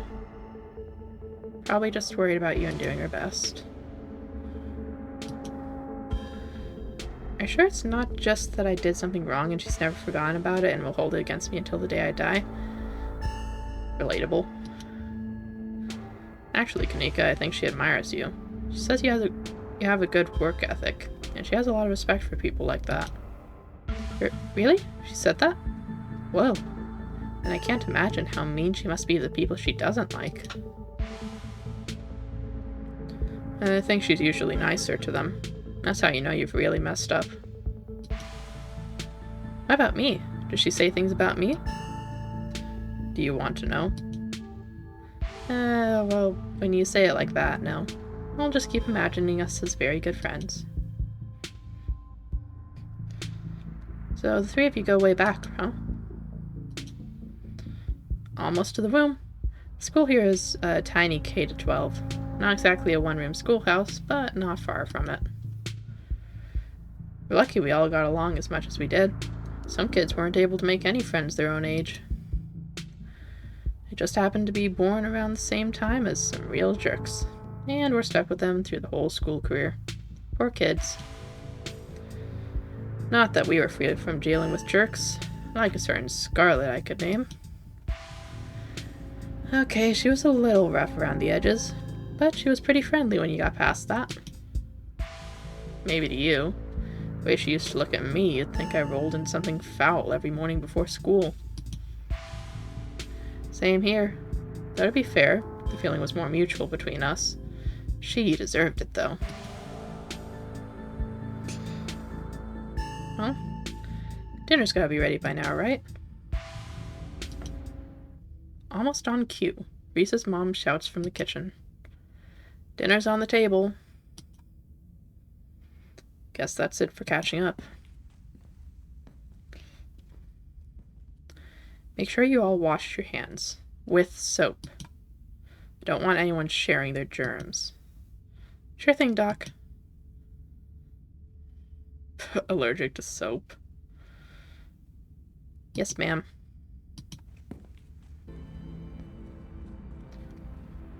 Interesting.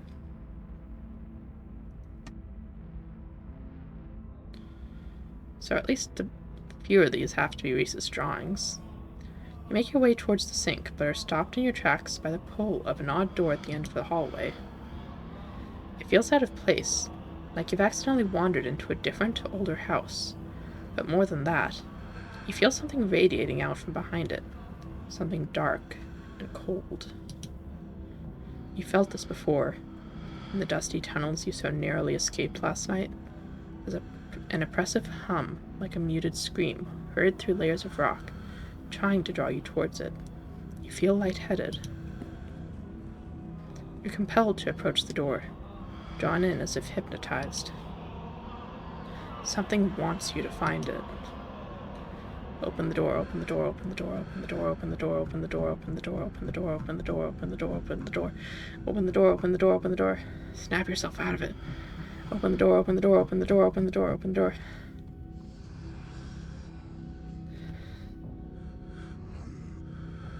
Do I really want to snap myself out of it, though? I think I want to open the door. Before you know it, the doorknob is turning in your hand, your heart full of both deep dread and a compulsive need to know what might be on the other side. What do you think you're doing? Well...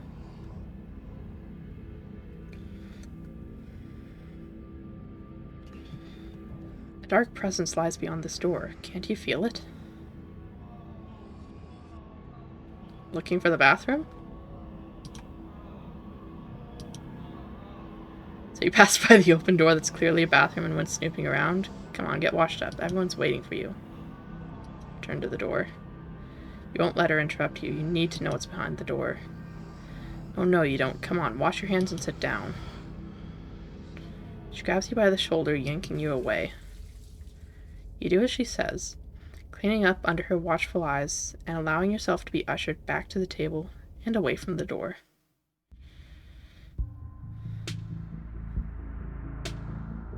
Dinner is already laid out. Dinner rolls, spaghetti, and a light salad. Kanika anxiously picks at her food. Stella is nervously talkative, and Reese is suddenly quiet and tense, his shoulders tight as his mother perches on the chair next to his. Dr. Kelly eyes all of you with a sharp, fierce gaze. She sits opposite of you, at the far head of the table, her features silhouetted against the light of the setting sun in the window behind her.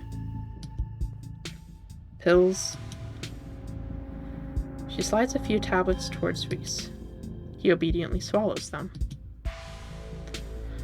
This is excellent, Dr. Kelly. Is the pasta sauce homemade? No, it's from a jar. I work too many hours to make my own pasta sauce. Well, you have excellent taste in brands. And if you ever want any tips on easy home-cooked pasta sauces, you know why. No thanks, Stella. I have the internet if I need recipes. Thanks again for having us, Dr. Kelly. We really appreciate it.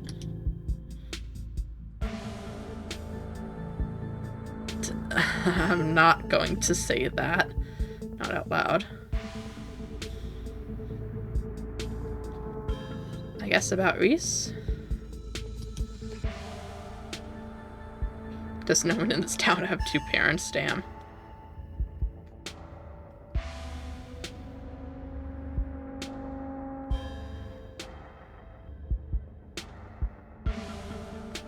Yeah, I'm gonna say he's a talented artist. Must be very proud of him. He has a lot of skill, honed through practice and dedication. I can't say I understand a lot of his pieces, but of course I'm proud. Thanks, Doc. Doc, again. Again. It must break your heart having to isolate your son from the world like this. It's just another unfortunate side effect of his illness. Both of us have just had to come to terms with it. Not the life I wanted for him, but it's the life he has to lead. Maybe he doesn't have to... Ow, jeez, Kanika, your boots are heavy.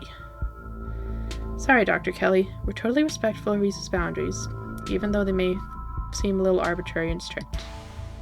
Isn't that right, Stella? You can kick me all you like. Won't change my bold attitude and outgoing personality. You know, Doc, I feel pretty okay. I don't think having people over is all that rough on me.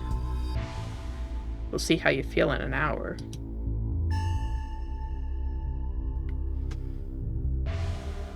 Yeah, what does he have? He has a combination of genetic diseases that give him a fragile immune system, among other things. It's too much to get into. A lot of technical terms that I'd have to explain. It's not good dinner talk, and it can't be pleasant for him to have to hear again, so let's drop it. I'm fine talking about it. I'd rather we talk about something else. Oh, this is bullshit, isn't it? You feel the tension at the table start to rise.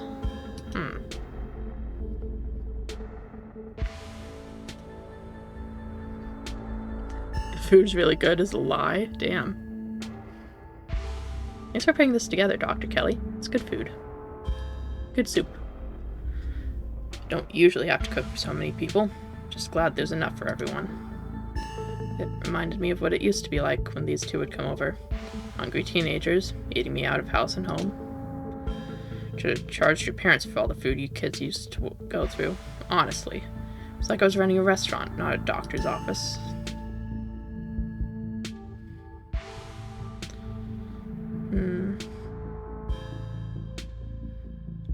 What were Stella and Kanika like as kids? Noisy and messy, like all kids. They always had those little projects, videos or crafts or animal rescues, whatever it was that had captured their imaginations this week.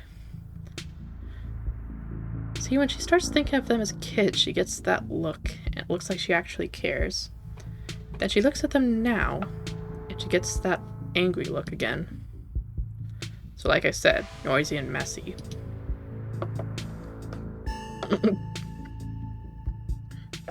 Didn't we bring a dead squirrel into your house once? Oh god, not the squirrel. I remember the squirrel. Didn't you think Doc could Frankenstein it back to life or something? I was like 12. I was very susceptible to what I saw in media, and very sad about the squirrel. That's one of those things that keeps me up at night. I still feel guilty about bringing that thing into your house, Dr. Kelly. I'm just glad you didn't make it a habit.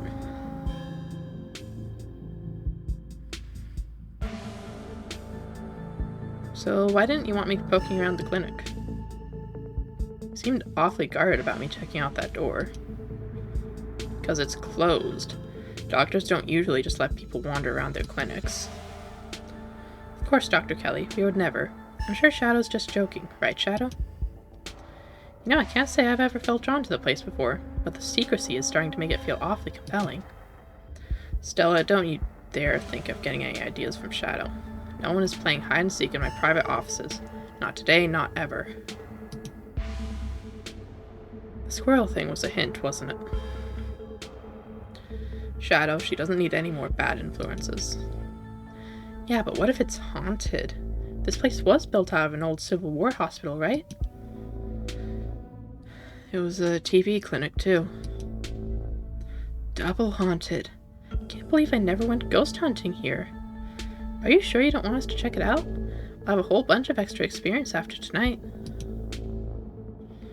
It's not haunted. Now drop it.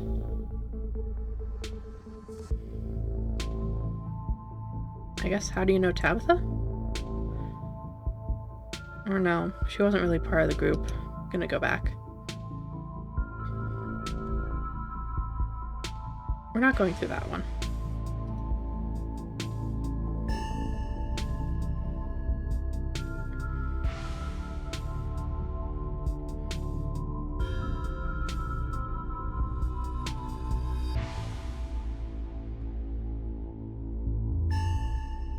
I guess, do you think those kids are okay is probably the safest one.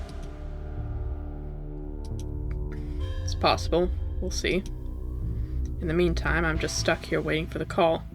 Just hoping it doesn't come. An anxious silence descends on the dinner table. You can feel the tension at the table start to rise.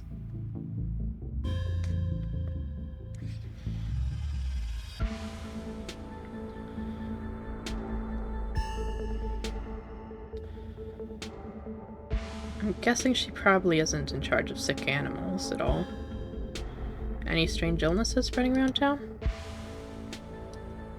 What? No. You sure you haven't met with any minors who had unusual symptoms? Anyone who seemed sort of drippy? Or strangely ominous when they talked? Sorry to pry, just doing my due diligence. Absolutely not. I've barely seen so much as a runny nose, which is a good thing. If you're so concerned about the mine, why don't you just have Shadow ask Tabitha? I have no interest in violating HIPAA for your weird little investigation into nothing. What about Sam Wayne? Sam Wayne? Dr. Kelly takes a moment to think. Nope, doesn't ring a bell. Someone you know? Someone who's been following Shadow around. Super mysterious guy. You have reason to believe he might have caught some weird illness at the mines. He definitely looks like he could use medical help, so please let us know if he shows up or anything. If there's someone harassing you, you should get the police involved. This isn't any of my business.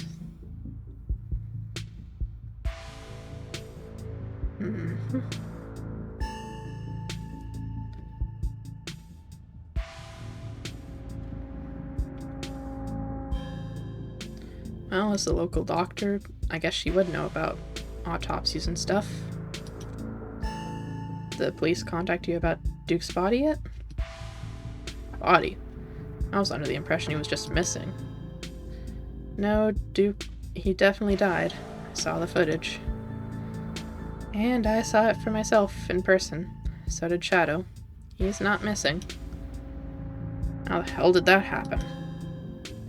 Stella said it was one of those things in the woods. The ditchlings. They made a misfire. Ditchlings?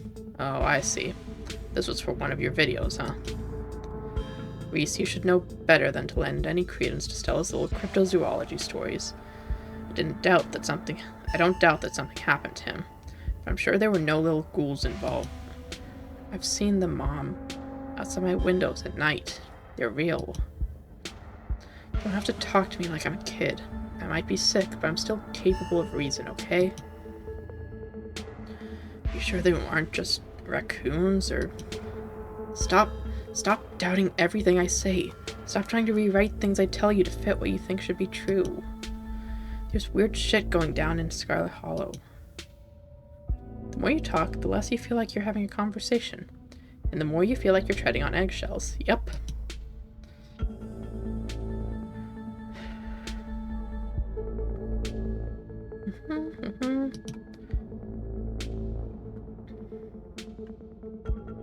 I think I've got enough.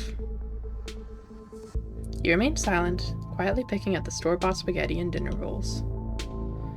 So, we were talking about maybe watching a movie or something this week, while Shadow's still in town? We'll have to see how you're feeling. I could handle a movie, Doc.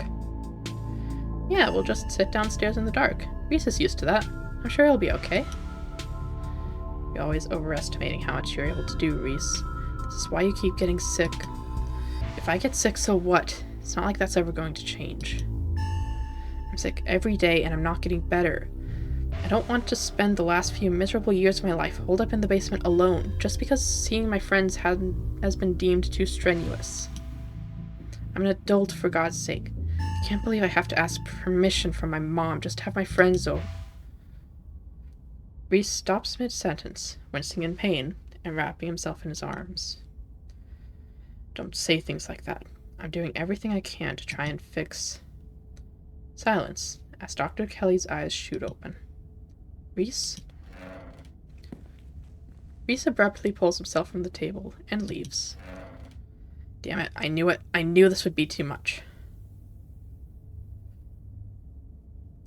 To be fair, you were saying how he struggles to keep food down.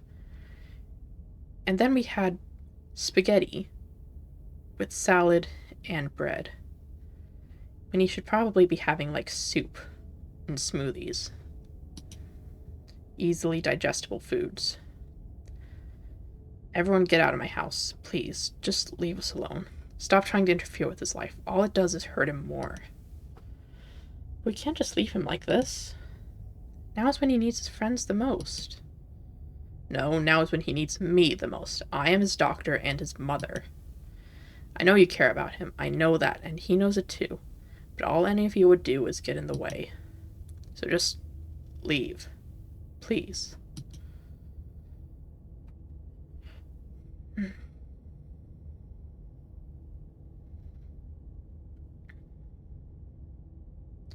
He did seem fine before dinner.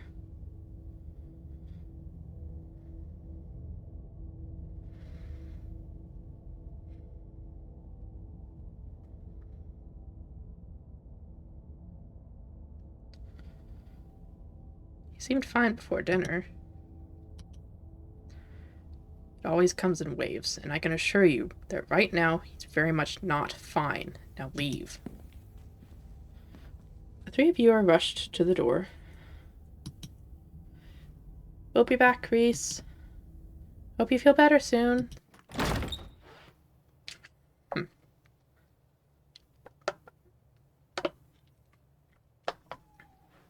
Dr. Kelly shuts the door in your faces. The click of a lock signals the end of your dinner at Reese's.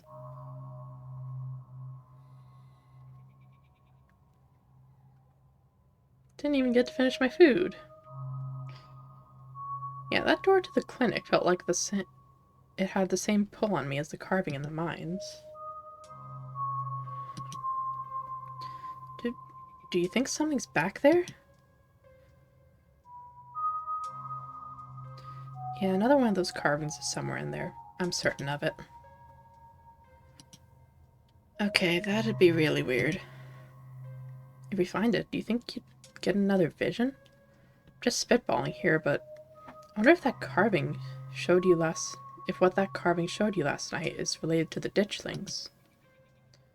You're not suggesting we go poking around in there, are you? Of course I am. Maybe tomorrow. I'm not breaking into Dr. Kelly's clinic based on a bad vibe Shadow got.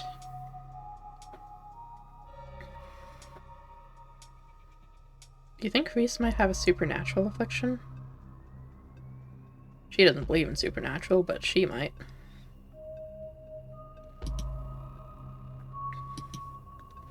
Like, related to what you felt in there? If he did, why wouldn't Dr. Kelly have it? Makes more sense if he just has a genetic condition. Assuming there isn't any foul play. Foul play? The whole thing is just fishy. And after tonight, I feel like my fear of Dr. Kelly is just a lot more justified than I thought.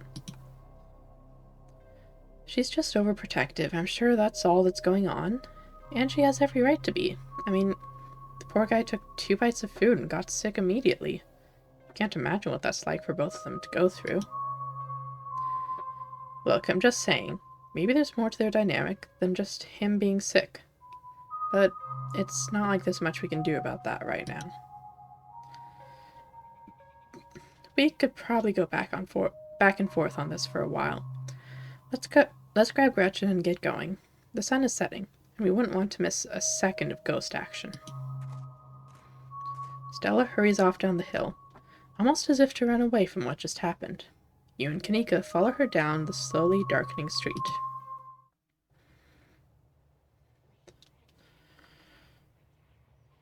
Lit by the orange hues of the setting sun, the library feels different. Ditchling. What was once a quaint building in a small town now stands as an imposing structure, its walls holding something that stares back at you with menace. Oh, there's a couple of them, isn't there? There's a lot of them. Maybe Kanika is right. Maybe ghosts aren't real, and the rest of tonight is going to be a pleasant break from the events of the past few days. But you know that's not the case. There's something old and powerful in there, and you can feel it stir as the sun sets and daylight fades away.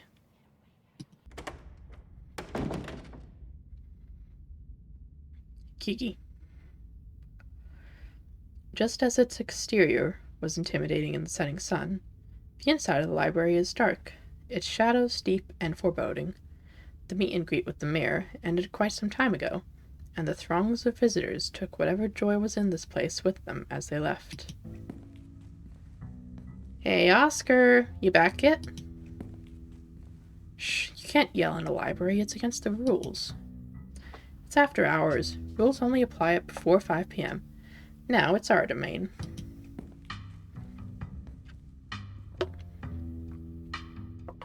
Hey, you're here sooner than I expected. Hope dinner went okay? Yeah, it went okay.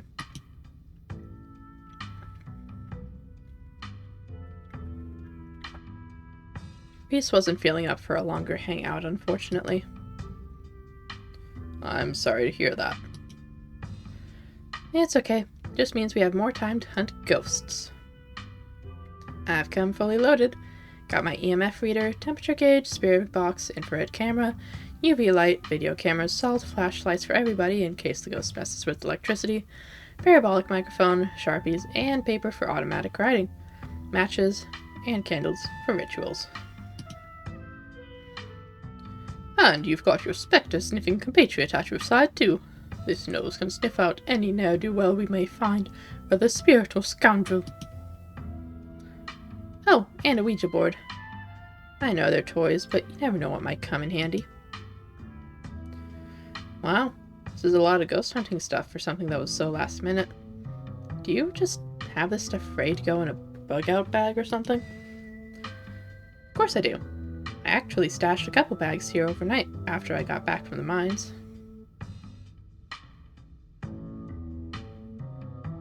Guess you really couldn't sleep. Excuse me? I wasn't about to carry everything around all day. This way we can go in light and pop out to grab more stuff once things start getting spooky. I may never have found any compelling evidence of ghosts, but that's not for lack of trying. And after last night, I'm more than ready to try again.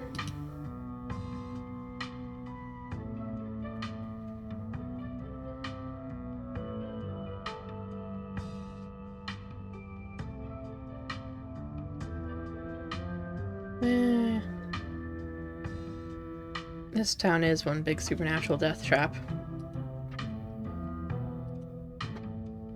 I swear, it's not usually like this. It's a really nice place to visit most of the time. Just not this week, apparently. Yeah, you can tell from all the shuttered storefronts and jaded residents. Maybe this place has been a metaphorical death trap for a long time, and it's decided to be a little more obvious about it now. Oh, I forgot about him. Yo, don't rush off ghost busting without Zane. No way was I gonna forget your promise, Stella.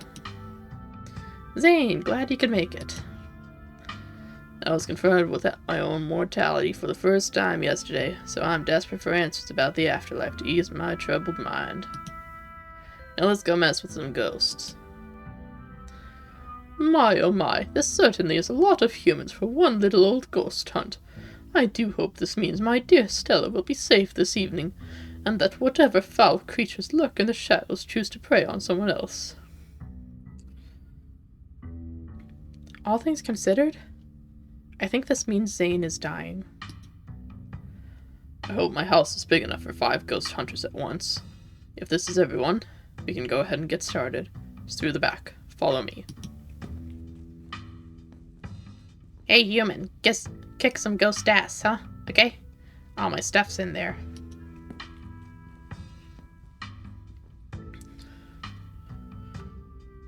Looks like the sun's almost set. This is when stuff usually starts to kick off. I haven't been back inside for about a week, so I have no idea what to expect. Oh no. Damn it, Rosalina. Hey! There's no way you're doing this without me. Rosalina, we talked about this. No, you talked at me about it. I'm sick of other people making decisions for me. Just want to be able to live in our house again. I'm going in there and sleeping in my room tonight, no matter what.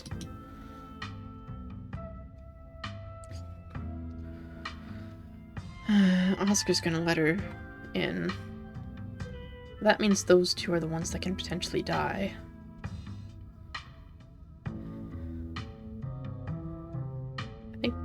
I think this is best left to the adults.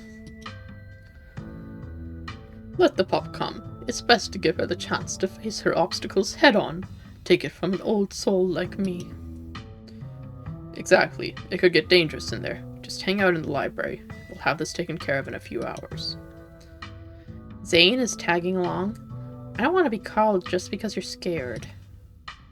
She's got a point, Mr. G. You're right. I'm sorry, Rosa.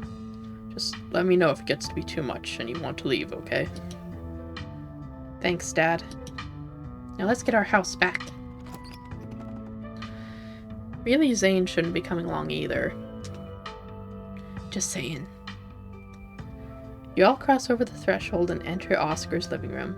Family portraits line the walls, and stacks of books sit comfortably on wooden furniture.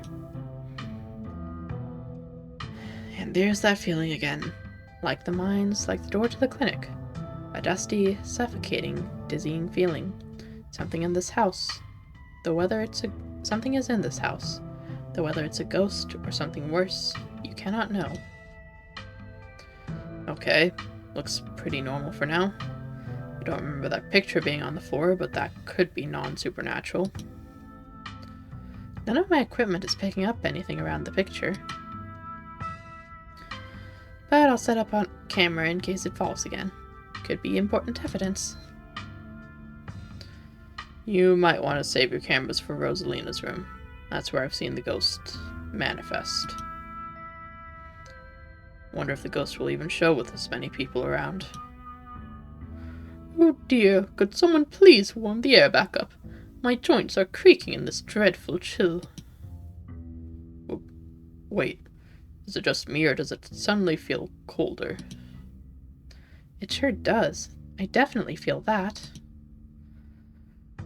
The temperature gun says it's actually a couple degrees colder. But that's normal. Rooms and hallways are sometimes colder than other parts of the house. Whoa, a genuine cold spot. I gotta snap a pic for posterity. Dude. Is that it?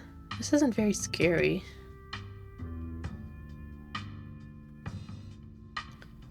Yeah, Rosalina, if the ghost mostly manifests in your room, shouldn't you have seen it?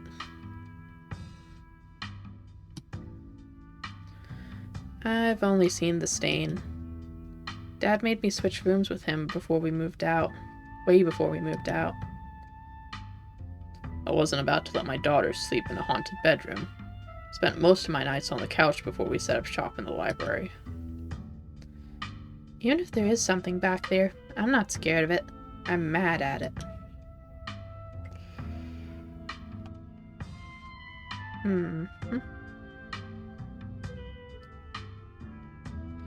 Well,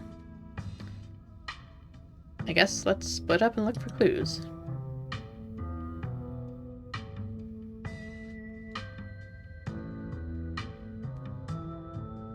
Oh, that was for making the Scooby-Doo reference. Oh, if that's the case, I call dibs on Shadow. No, absolutely not. I think we all know how that would go. Ghost or no, splitting up is always a recipe for disaster. Yeah, you're probably right. If we discover a ghost here, we should all discover it together. That's not exactly what I was going for, but okay. Yo, once we find the ghost, how are we gonna get rid of it? Like, how does one bust such a thing? Well, my ghost hunting kit has symbols from almost every major religion. Assorted holy books, a bunch of salt, and some jars for ectoplasm. And if worst comes to worst, we can always use the Ouija board to politely ask it to leave. I think I'd rather not take the chance. One ghost is enough to deal with. Don't much like the thought of opening a door for something worse. Wow, you've never been this superstitious, Dad. This ghost really has you freaked out. Okay. Oscar takes a deep breath before continuing. Let's head to Rosalina's room. Follow me. Huh. Yeah, that stain actually does look like blood. can definitely tell she's a teenager. Whoa. This is where I've seen it. It appears on top of the stain. Do you mean this massive blood stain? It stinks to high heaven. Weird. Not getting anything. It's not even cold. It's the same temperature as the living room. Nothing on the EMF either. Then your equipment is wrong. The stain is definitely paranormal. I've scrubbed it out too many times to count, and it just keeps coming back. It's just a stain, Dad. Can't we just cover it back up? I don't mind sleeping in here. Let's get scientific about this. If you've scrubbed the stain out a bunch, maybe that's part of a summoning ritual. Y'all are offering a free carpet cleaning, be my guest. The stain is an attempt to add expression. There are no words, no decipherable patterns, but you can still feel it. A cry for help from something that has lost its voice.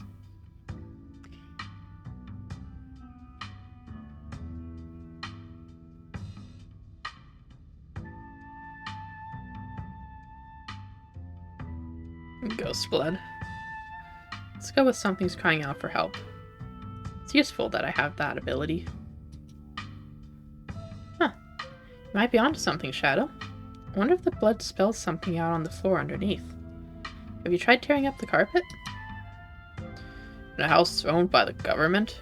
Nope, I'm not messing with their carpets. I'd rather scrub ghost blood out of it every day than have the government take me to court for destroying their property. Could be a good idea.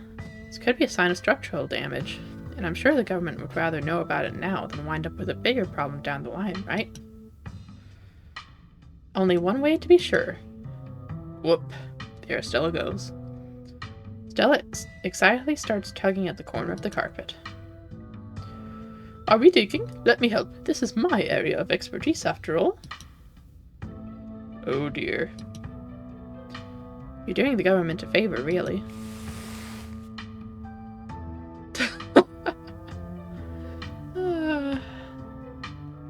Stella pulls back the carpet, revealing a hatch. The floor around it stained in reddish-brown. Okay, maybe I don't want to sleep in here. So we're going down there, right? Of course we are. This is even better than finding a message.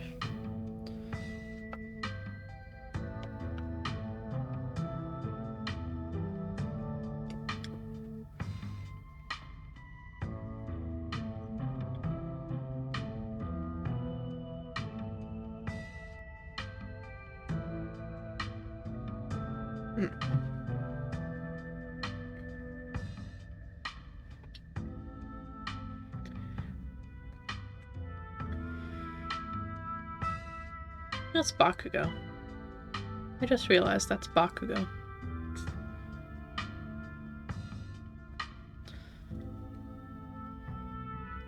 Which means that's gotta be,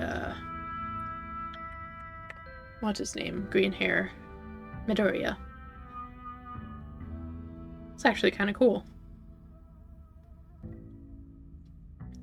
Anyway. But there's no basement in this house. At least we weren't told about a basement. And look, all the red stuff is coming from underneath. Oh yeah, this is super haunted, alright. You got a basement chock full of ghosts. I can just feel it.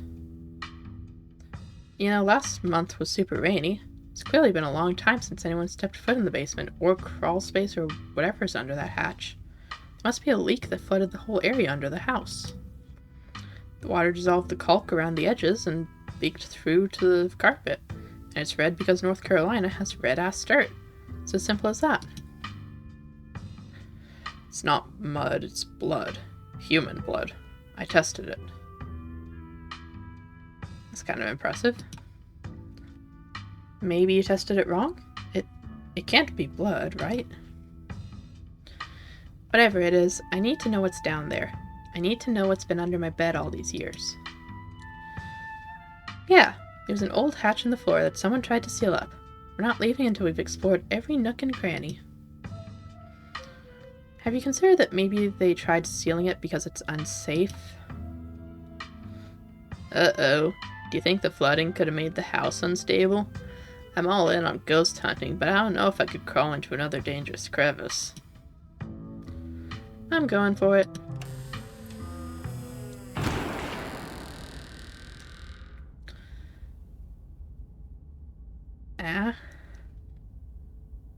You come into Oscar's living room. You can't tell what time it is, and your friends are nowhere in sight. At least physically, this is Oscar's living room. Spiritually and mentally, you've been ripped away to some other place. The building feels colder, and there's something about the air that feels wrong. It's stale, with an undercurrent of mold and earth. You feel claustrophobic, as though you're in a coffin, each breath depleting what little oxygen is left.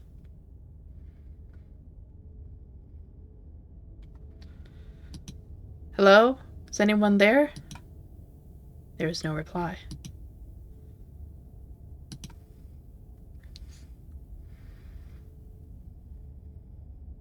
Call Stella? Eddie? You hear something drop violently on the other end, then a dial tone.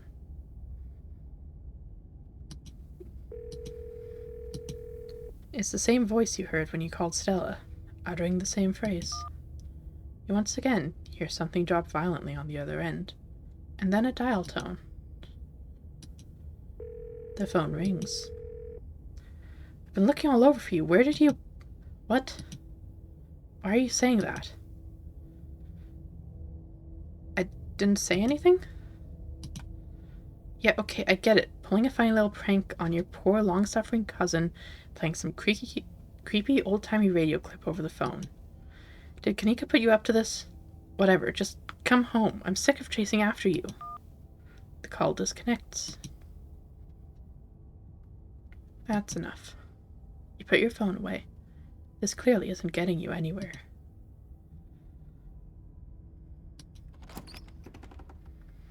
Whatever just happened was weird, but your friends are probably still in Rosalina's room. You head further into the house. Something isn't right. It feels like a late summer afternoon. The air is warm and wet, and the scent of flowers drifts on a breeze. Movement stirs as a figure cloaked in shadow rises to attention. Bark, bark. Woof, bark. Who are you? What are you doing on my property?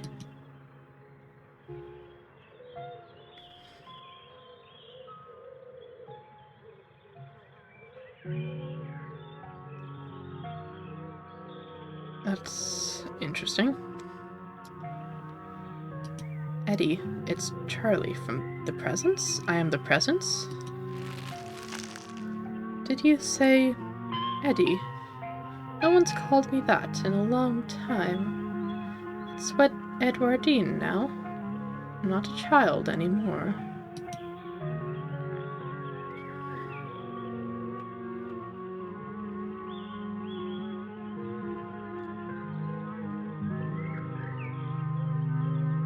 So I can try to break Stella out of it, or I can talk to Eddie.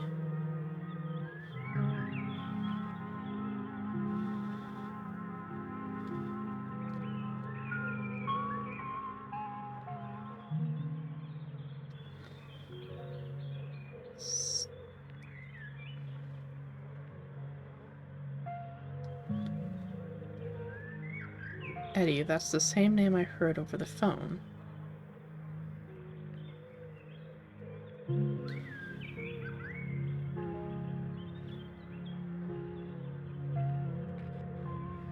I feel like I need to try to save Stella, though. Why do I think your name is the Lover? I wish I could say the same. You should have stayed gone, and you absolutely shouldn't have shown up here of all places. If you're caught, I don't think you understand what Father might do.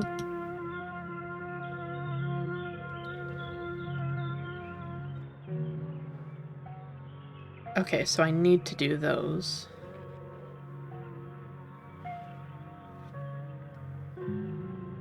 That's what I'm getting from it.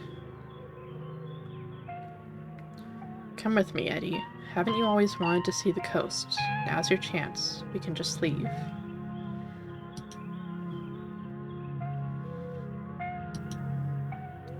Arf, arf. I can't. It's not that easy for me. My brothers were sent to Normandy, and now I'm the only Scarlet left besides father. I have responsibilities, Charlie.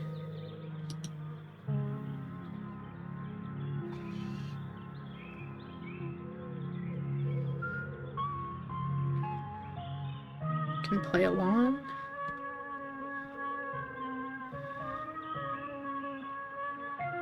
I don't think Stella's dead.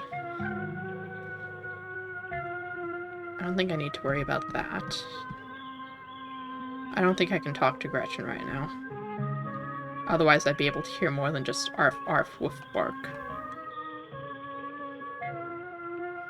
Screw your family, screw my family. Why are we letting the choices made by our fathers destroy our lives too? That's still playing along. You should just get out of town while you still can. Whatever choice you came back for, it's not worth it.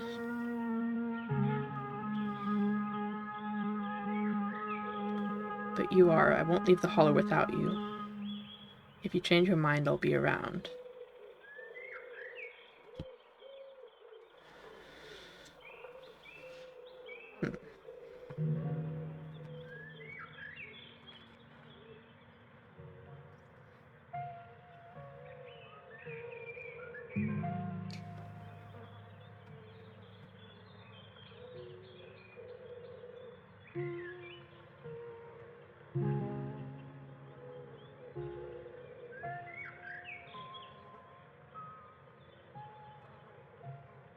I hope I didn't need to get that perfect.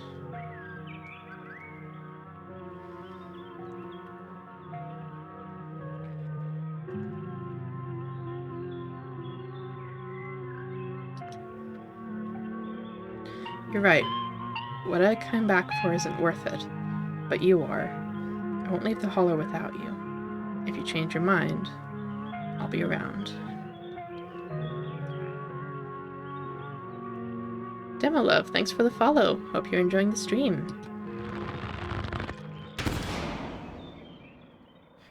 She's gone, along with the shadow in the corner of the room. You're alone again in this strange garden. Follow her. We need to get Stella back, so yeah, we're following her. You move to follow the narrow path through the foliage. As you step forward, a single door, standing solitary in the middle of the garden, appears before you.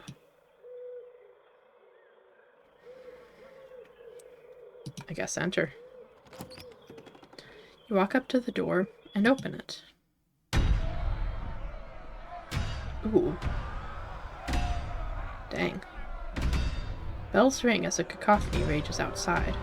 The door in front of you pulsates as figures unseen bang against it. The shaded figure from the garden sits in the corner, ever so slightly more defined.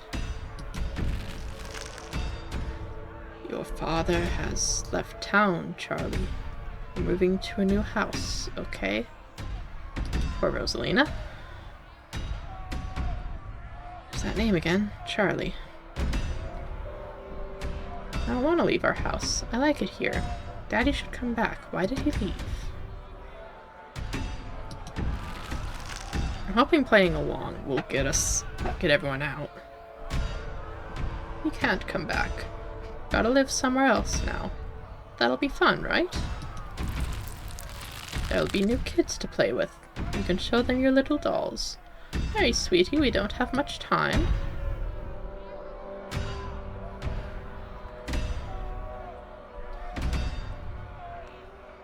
But the other kids make fun of me. I don't want to leave Eddie. Can she come with us? No, she can't come. I never want you to say her name again, do you hear me? We aren't friends with the Scarlets anymore. Oh god, they're outside. Are those torches? We don't have time, Charlie. We have to go, right now. the mother is whisked away, leaving you behind in an empty room. As she departs, the front door stops pounding and opens into a beckoning white void. Before you have a chance to think, another door creaks open on what you thought was the ceiling. There you are. This is quite the maze, isn't it? And absolutely crawling with these miserable little parasites. Poor ditchling. Bottom feeders. Talk. How'd you get down here? Followed you in. Never far behind. As he approaches, a smell hits you. Sweating, suffocated flesh, with a tinge of the saccharine and stomach-churning scent of decay. Shall we find the end of this little maze? Yeah.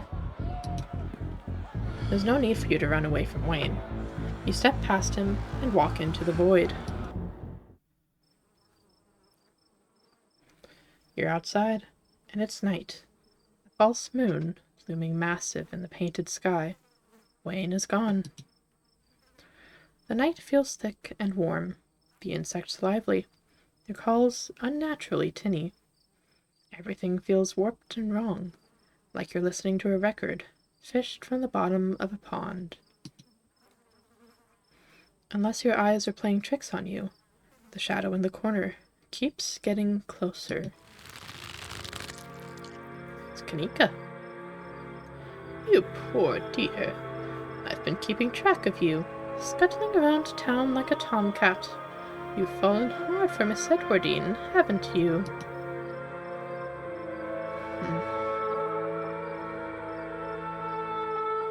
I mean, I am kind of curious who she's supposed to be. It says the witch, but...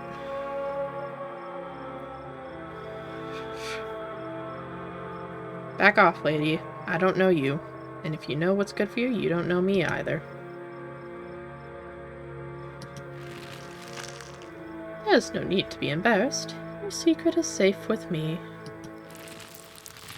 You know, I never did approve of what the Scarlets did to your family, and what it did to the two of you young'uns. Childhood sweethearts. Just think how lovely it would be if you could just be happy together. That's what you want, isn't it?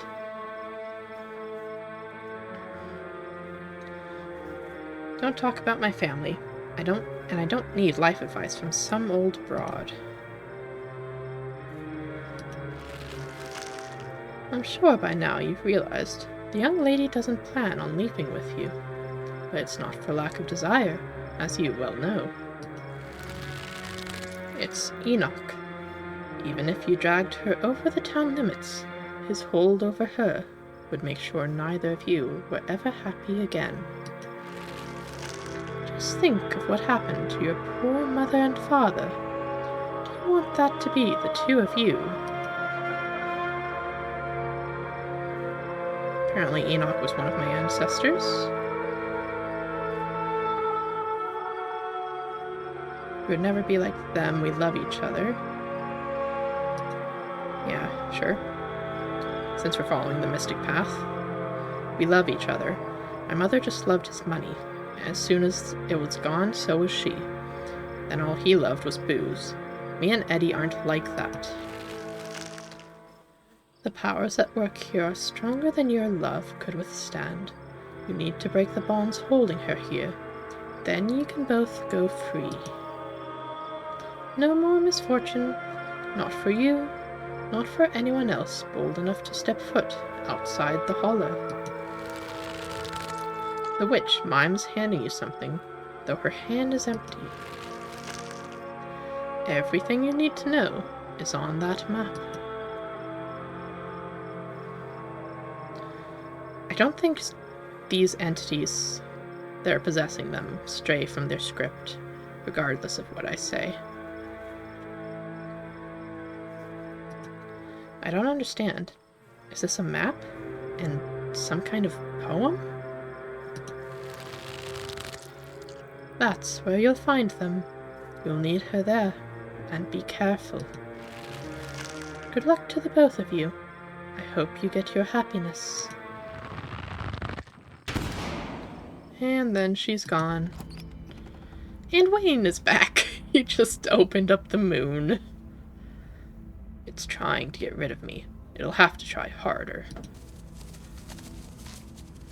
Hello again, Wayne.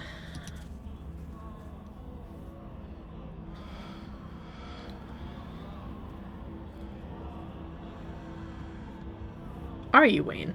Are you Sam Wayne, or are you something else? The body that stands before you is Sam Wayne. That's not saying what you are.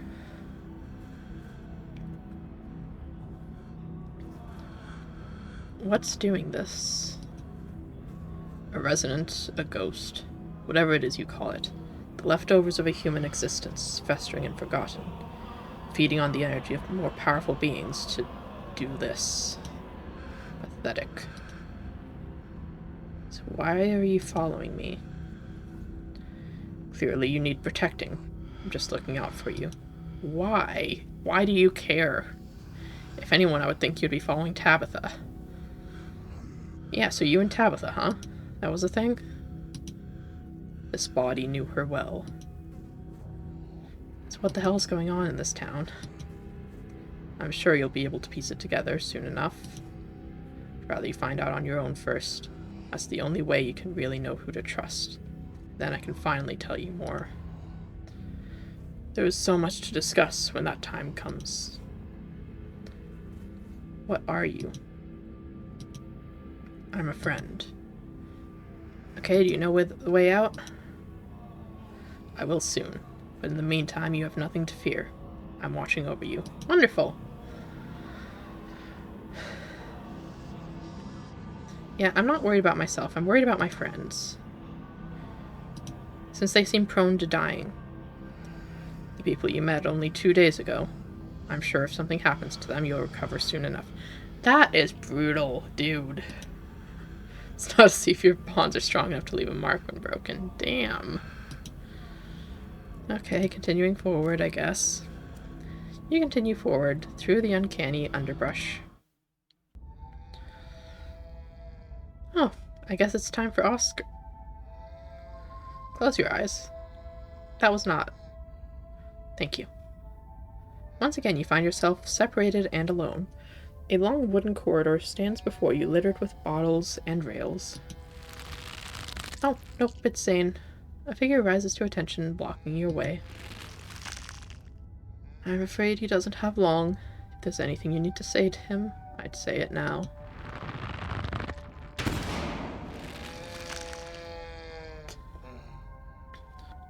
As the caretaker is swept away, the room pulls itself to you, and you find yourself looming over a deathbed. The father lies in its center, looking pitifully small. I'm sorry, boy. Sorry I let my troubles drive your mama away. And sorry those troubles mean I'm leaving you all alone now. Jeez, that looks excruciating. Yeah. So you must be Charles Shaw. Interesting. I don't think I actually know that, but... Oh, you're getting what you deserve. Interesting.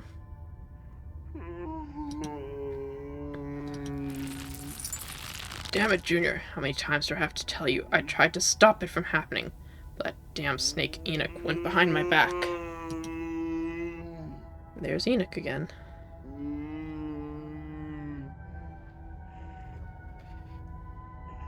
Not for that. For what you did to her family. Could have just started over someplace new, but instead you became the son of a bitch the Scarlets made you out to be. So yeah, he's definitely Charles Shaw. You're right. I've been using that excuse for too many years. At a certain point, a man has to accept what he's dug when he's dug his own grave. They may have run me out. They didn't put the bottle in my hand. Still. They destroyed our legacy, boy. Both our names are cursed with that history. I'll be dead and gone soon. I won't be able to rest. Not until our name is cleared. Not until you can pass on this name with pride. This is my only request, Charlie. Go back there. Tell people the truth. Try to find proof. Don't know what you'll have to do, but please. I know I ain't been the best father, but I'm no murderer. Oh yeah, the request definitely didn't pan out. See what I can do. Get some sleep. I'll see you in the morning. Yeah, boy, I may not have till the morning. Promise me. Promise you'll go back. At the very least, show that Enoch bastard what for. I promise. I'll go back. Whoop, down he goes. That looks even more painful. Damn. You watch as the father's body seizes and falls through the sheets, taking the rattling pile of bottles with him. Such theatrics. Oh, hey, Wayne. What a waste of time. Why force you to see any of this? People always think their own experiences are so important. What does any of it matter? Hey, Wayne.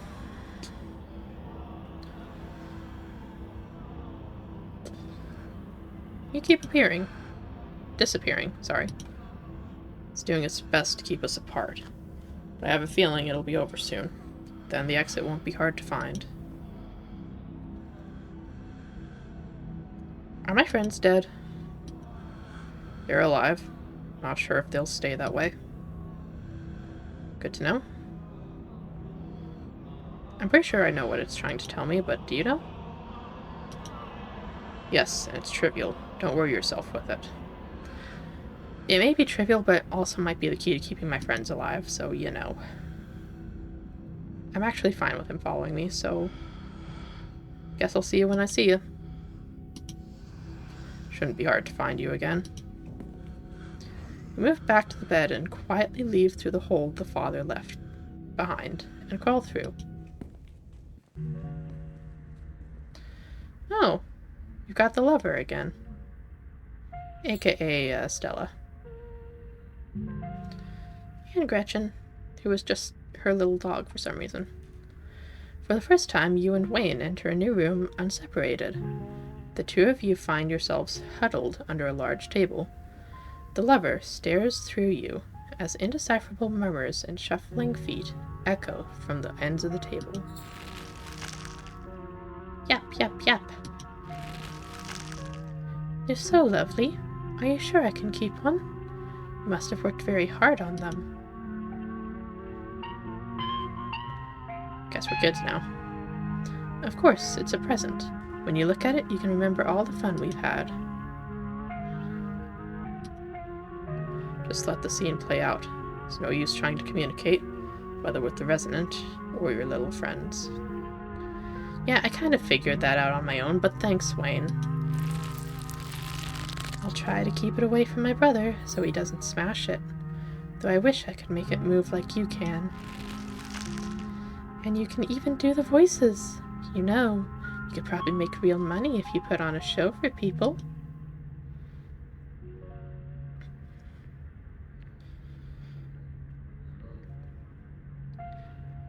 That's the plan. I want to be a traveling performer. Why don't you come with me? We can go from town to town putting on shows for other kids. Please don't engage with it while I try to find another door. I am gonna engage with it. I like seeing the whole story. A traveling show? And you'd want me there too? Oh, could we go to towns along the beach? I've heard the Outer Banks are the most beautiful place in the world. Of course, we can go anywhere you want. Thank you, Charlie. I've always wanted to see the ocean. Everything crashes to a thunderous black before you or Wayne can get in another word.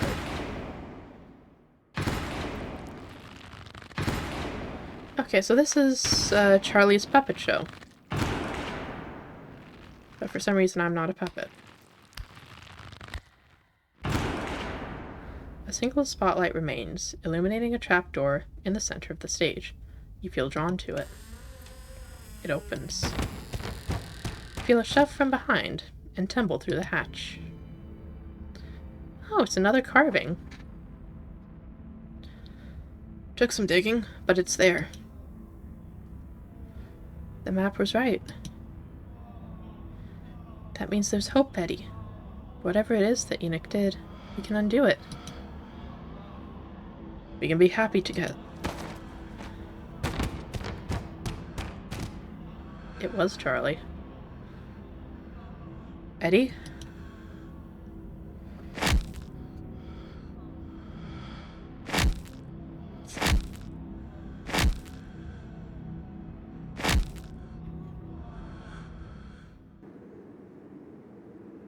Wayne is gone once again. There's nothing here but you and the howling void. Do you repent? Do you repent for your crimes? For the first time tonight, you recognize the names of your companions. Does this mean that the Resonant has grown weaker? Or is this yet another part of its act?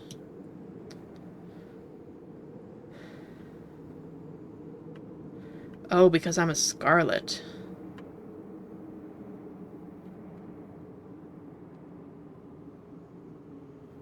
Because I'm a Scarlet, so it's making me stand in for Eddie.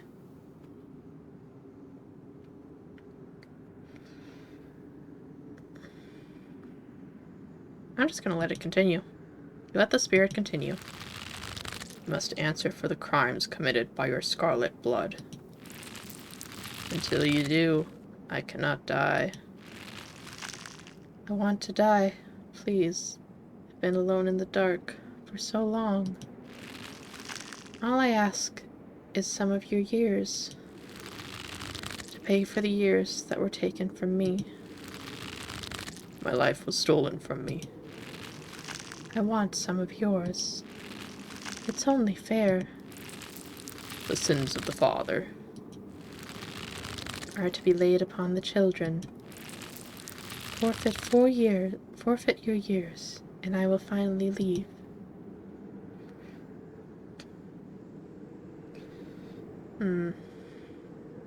You can't actually make me do anything, can you?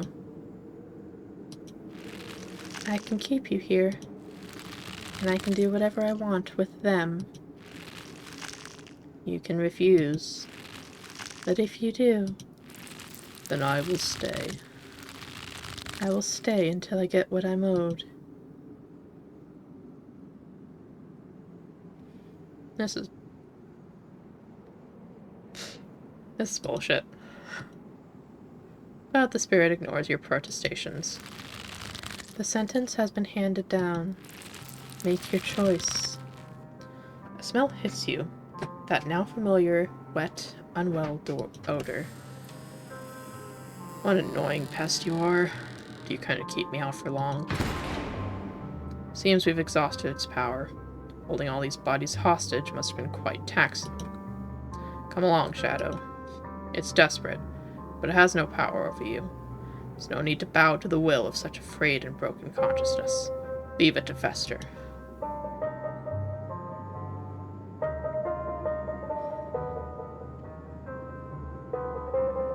Yeah, what about my friends? What happens to them if I just leave? They've already left. They're not a factor in this. But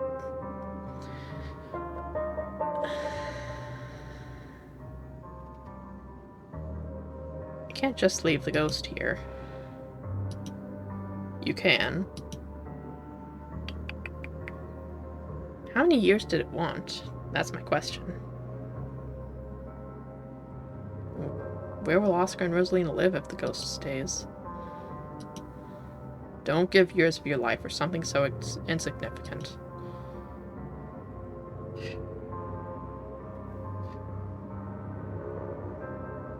I mean, they can absolutely get an actual house.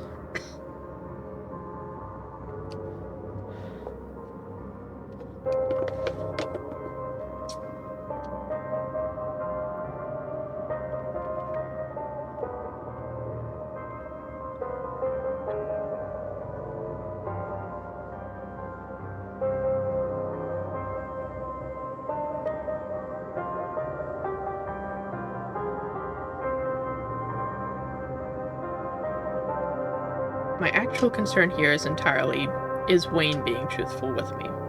Are my friends actually out?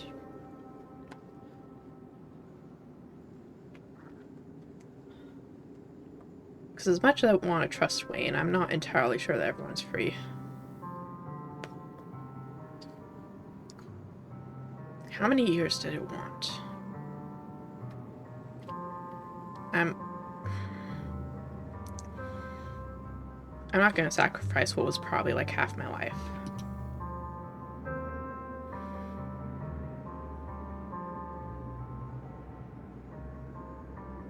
I'm trusting you. Better make this count. You don't need my help. Close your eyes, feel for the stairs. You close your eyes. You fumble in the darkness, reaching out your hands and grasping the air until your palm finds wood. It's the staircase. You can feel it under your hands. You begin your ascent. Good. You've made it out of the pit. His overpowering smell returns as you place a confident foot on the wooden floor of what you assume must be Rosalina's room. You open your eyes as you try to hold your breath. You feel a hand on your back. You shudder, knowing what it's attached to. Don't fall for it. Keep feeling your way forward. You continue. You feel the doorframe under your palm, then the sturdy walls of the hallway beyond. Wayne's palm continues to gently urge you forward. You stumble back into the corridor between the annex and library. The real world is swimming back into focus. Good. The main doors are just ahead.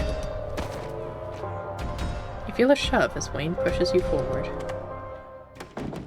You fall towards the entrance, your legs still unsure of the ground beneath you as the doors fly open. Resolve the haunting without using a special trait. Interesting. Oh, we're missing people. You're outside. It's real this time. A cool autumn breeze blows small piles of dried leaves across the steps of the library. You made the right choice. It would have been so easy to fall for its tricks. I'm proud that you didn't. Be seeing you. Excuse you, Wayne. You said my friends were already out. He leaves before you can say anything in response. There's Kanika, at least. Now where's Oscar and Zane? Thank God you made it out, Shadow. I went to get Mom when I realized you hadn't left the library with the rest of us. I figured if anyone knew what to do, it'd be her. I see someone beat me to the punch. Sounds like you've had quite the evening. There's Oscar. One more. I suppose I'll have to find another place for me and Rosalina to stay. This was such a disaster. I'm so sorry to have brought you all into that house. I should have left the place to rot. Zane. Okay, there we go. There we go.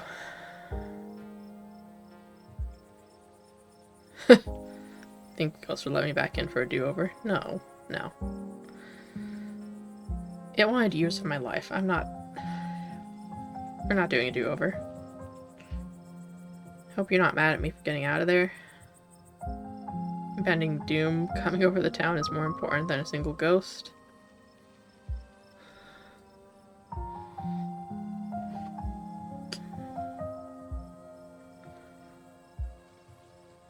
I don't think any of them knew the deal.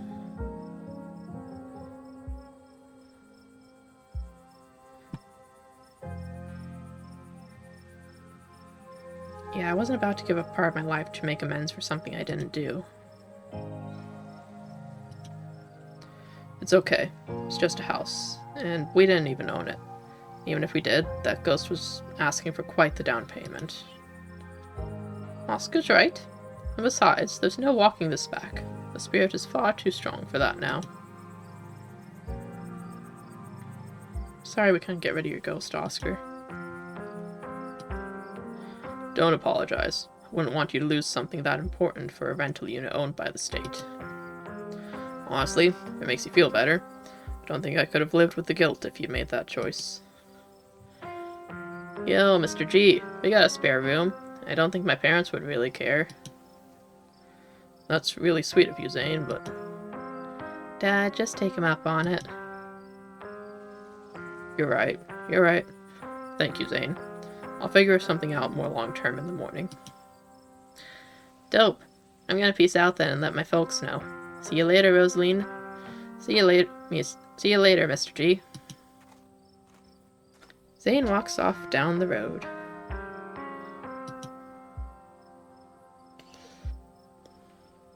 To think the ghosts are actually real. I mean, I know we don't have any hard evidence on us, but we all vividly experienced the same thing. Stella's gotta be over the moon right now. Where is Stella? Kinda thought she'd be excitedly rattling off theories by now. Oh, she's just standing there, by herself. I doesn't like her.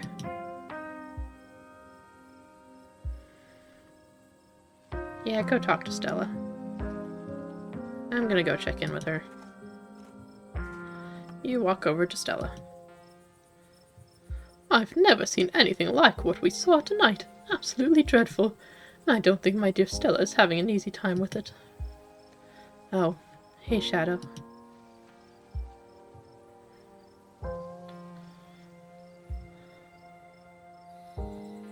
You okay? I'm so sorry, Shadow. I don't think I can talk right now. I'll call you, okay? She hurries off down the road. That's not concerning at all.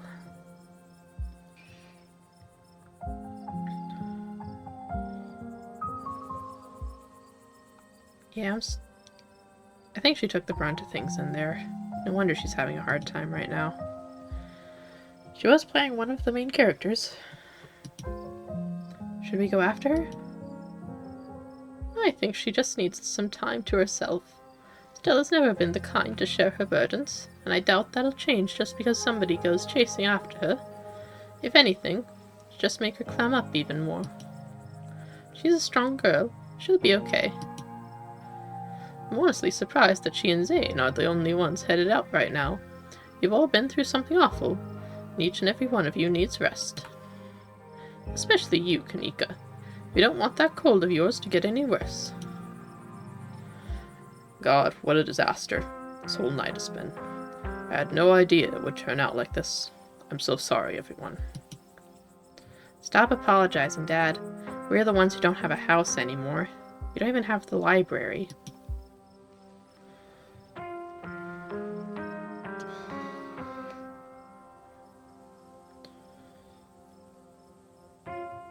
Were you all conscious that whole time? Everyone glances at each other. Yeah. I'm pretty sure we remember everything. At least up until that guy showed up and snapped us out of it. Wayne, he's been following Shadow around. What did he say to you? We don't need to trouble Shadow for any details. Don't pay any mind to that man. He's just a drifter. He'll be gone soon enough. In the meantime, steer clear and he won't make trouble. Can talk about the carving. There was another carving in there. Keep giving me visions. It's a pretty weird coincidence, right? Yeah. I'm sorry, I'm a little lost. You've been finding carvings around town and they've been giving you visions? I'm sure everyone could stand here theorizing about this and that all night long. There'll be plenty of time for that tomorrow. Shadow, I'd love to discuss these visions over tea. Oh, what do we do about the library? We bar the doors. Make sure everyone knows to steer clear. You can't just tell them it's mega haunted. Even if folks believe us, that'll just make them want to investigate for themselves. We'll say there was a gas leak. That should do the trick, at least for a while. Sybil, is there a chance this goes away on its own? I'm not really an authority on these things, but it doesn't seem interested in fading away. Okay, that's settled then. We board it up. We say there was a gas leak. And just hope no one gets curious, I guess. It's for the best. It's the best we can do for now.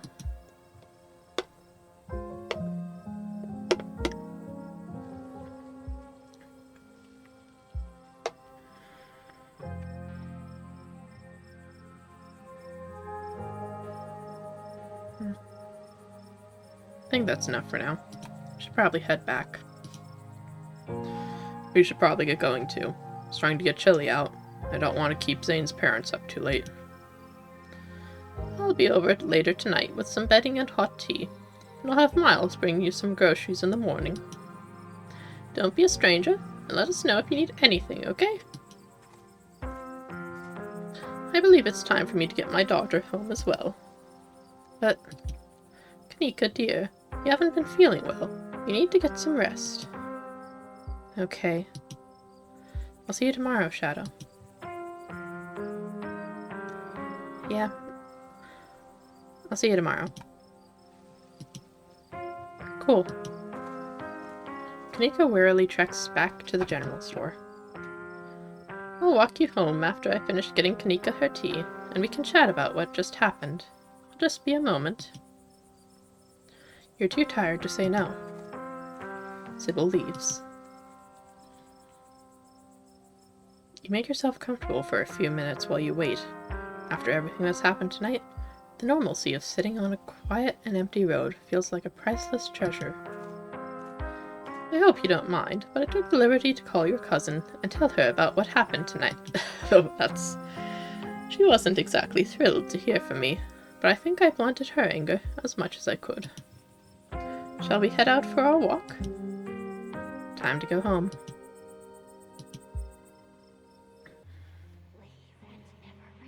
Lots of ditchlings. You once again find yourself on the long trek back up to the estate. The night feels cold, the crunch of leaves beneath your feet deafening in the quiet wilderness. Let's stop here for a bit. These old bones need a moment to rest. There's ditchlings everywhere. There are, and I'm afraid they still would be this numerous, even if you had managed to exorcise the spirit you encountered tonight. Its presence was merely a symptom of the rot in this place, rather than its cause. People are, unfortunately, just going to have to get used to the sight of these things in the coming days. Are you a witch? She laughs, surprised by your question. I suppose some people might call me one, but I'm just an old woman who fancies herself a bit of a healer.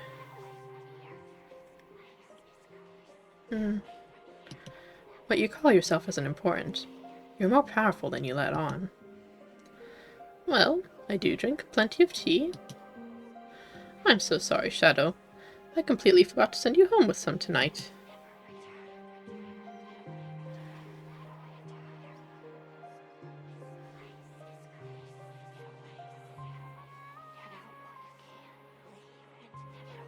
Edwardine killed Charles Jr., but it feels like I'm only scratching the surface of things. What has my family done?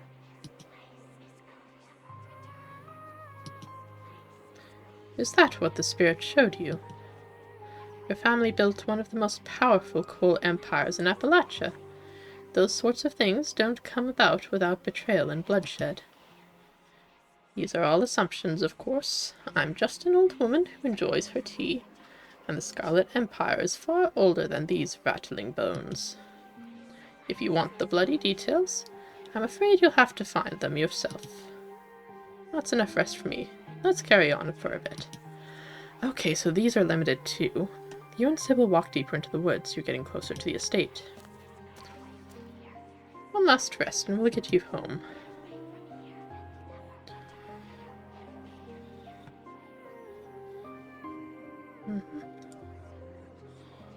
I think I got 3, maybe 4. What is Wayne? It's like I said, he's just a man. We both know there's more to him than that. The smile briefly fades from her face. It's not exactly polite to share people's medical history. I may not have taken a Hippocratic oath, but I still respect the privacy of others. It doesn't mean you should trust him, though. Be careful with that one. Okay. Let's talk about the carving. There was a stone carving of a goat's head and a pack of wolves in that basement. There was something similar in the mines last night, too. A circle of arms and chains. Both of them gave me visions. Was there now? That's quite an interesting development. Perhaps we can discuss these visions over tea. My grandmother had a special blend that supposedly helped with dreams and visions. I'll be sure to have some ready by tomorrow. Maybe it'll help us piece things together.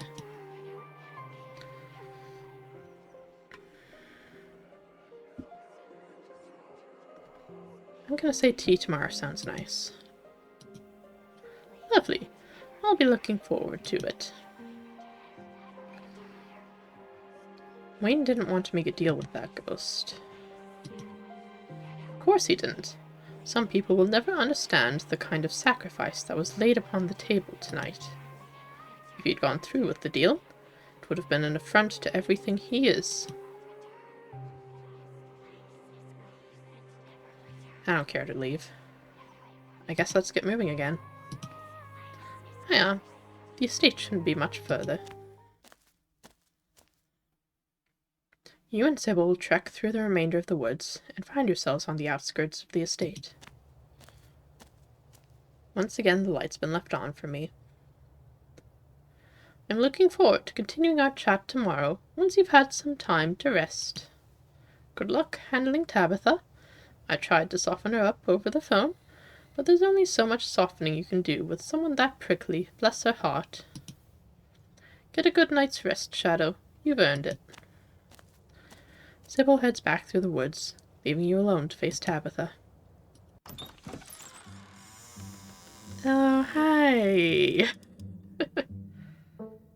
You open the door to the estate as quietly as you can, only to find your cousin anxiously pacing the foyer. She's been waiting for you.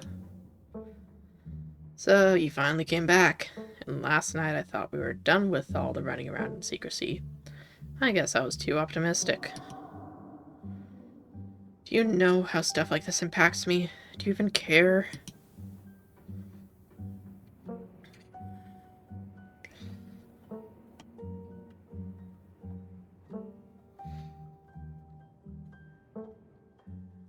Tabitha, I need to talk to you about some stuff.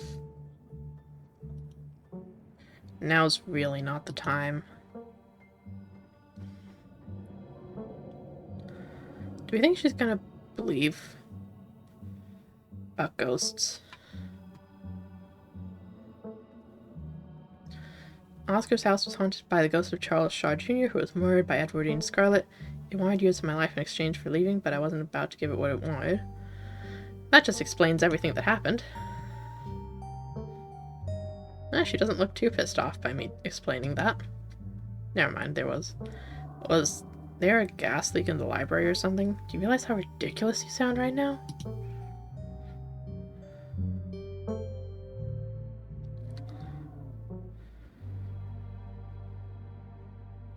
I mean, we are going to say it was a gas leak, so she's probably going to think I'm very crazy.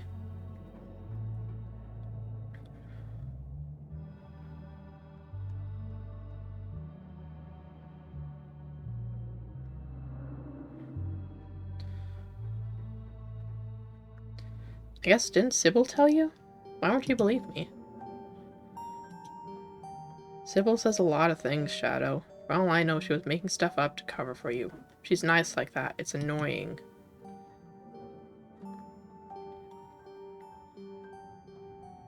I'm gonna say Wayne followed me into Oscar's house, see how she reacts.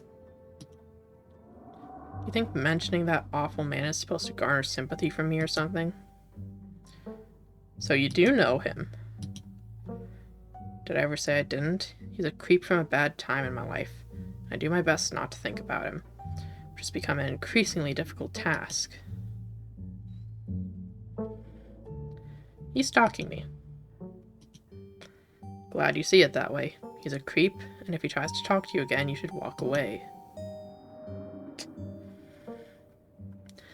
There was another one of those stones in Oscar's house. It gave me another vision. Hopefully she believes this one since she saw the other one. Like, last night? That was gas. I'm sure whatever you thought you saw tonight was similar. Maybe you had another seizure. So what I'm learning is I need to start taking Tabitha on things if I want her to believe me. So she'll see the stones. All the more reason you shouldn't run off and not tell me where you are.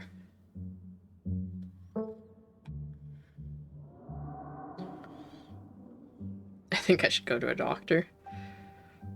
That's a good excuse for, tomorrow. You've been telling me a lot of stuff about our family. I think we've done some terrible stuff, Tabitha. And all of it is probably in your imagination, because they're hallucinations stemming from either gas or, I don't know, your own guilt and exhaustion. City folk love to self-flagellate. What if they're what's making all this supernatural stuff happen? Okay, let's say for a second there is something supernatural happening in town and that these stones are causing it. What are we supposed to do about it? Run around and smash them? Rhetorical question, but I've also got news for you. One of them is buried under 20 tons of rock. I think I should go to a doctor. All the passing out in visions and hallucinations, this could be a medical emergency. You know where Dr. Kelly lives, and if you don't, just ask Stella. Maybe an appointment would be a good idea. Who do you think put the stones there? Expect me to know? Probably some kind of ancient artifact. I'm not an archaeologist. If you've been getting enough sleep, you sound a little delirious. That's pretty much it.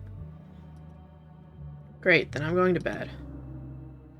Your cousin walks off, leaving you alone. You don't even notice yourself entering the guest room and falling into bed. Suddenly you're just there, buried under your family's musty covers. Before your thoughts can drift away to nightmarish recollections of hours past, your phone buzzes on the nightstand. Oh. Hey, sorry I ran off earlier. Wound up in a really bad headspace. I care about you so much. Just need some time to get a handle on things. Sorry.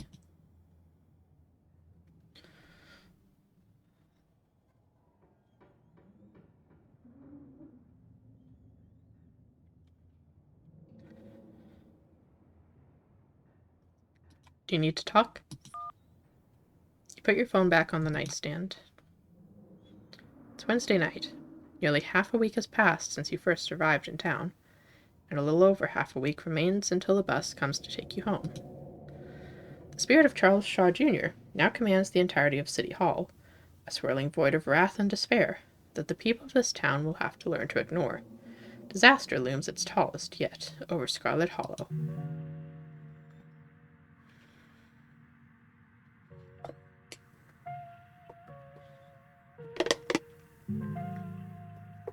Well, no more library research, I guess.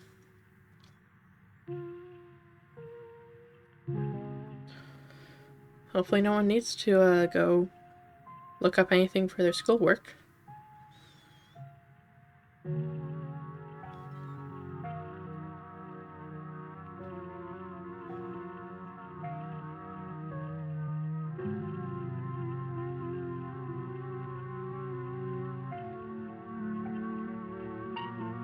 Episode 4 awaits. Would you like to save before continuing? Please do so now. Of course. But also, that is going to be all the time that we have for today. So, thank you everyone for watching. I do hope you enjoyed. As always, if you'd like to see any of my previous episodes, they are all uploaded on my YouTube channel at Shadow Roanoke VT. And if you'd like to catch this live in the future, you can do so at twitch.tv/Shadow Roanoke VT. Thank you guys for watching, and I'll see you next time.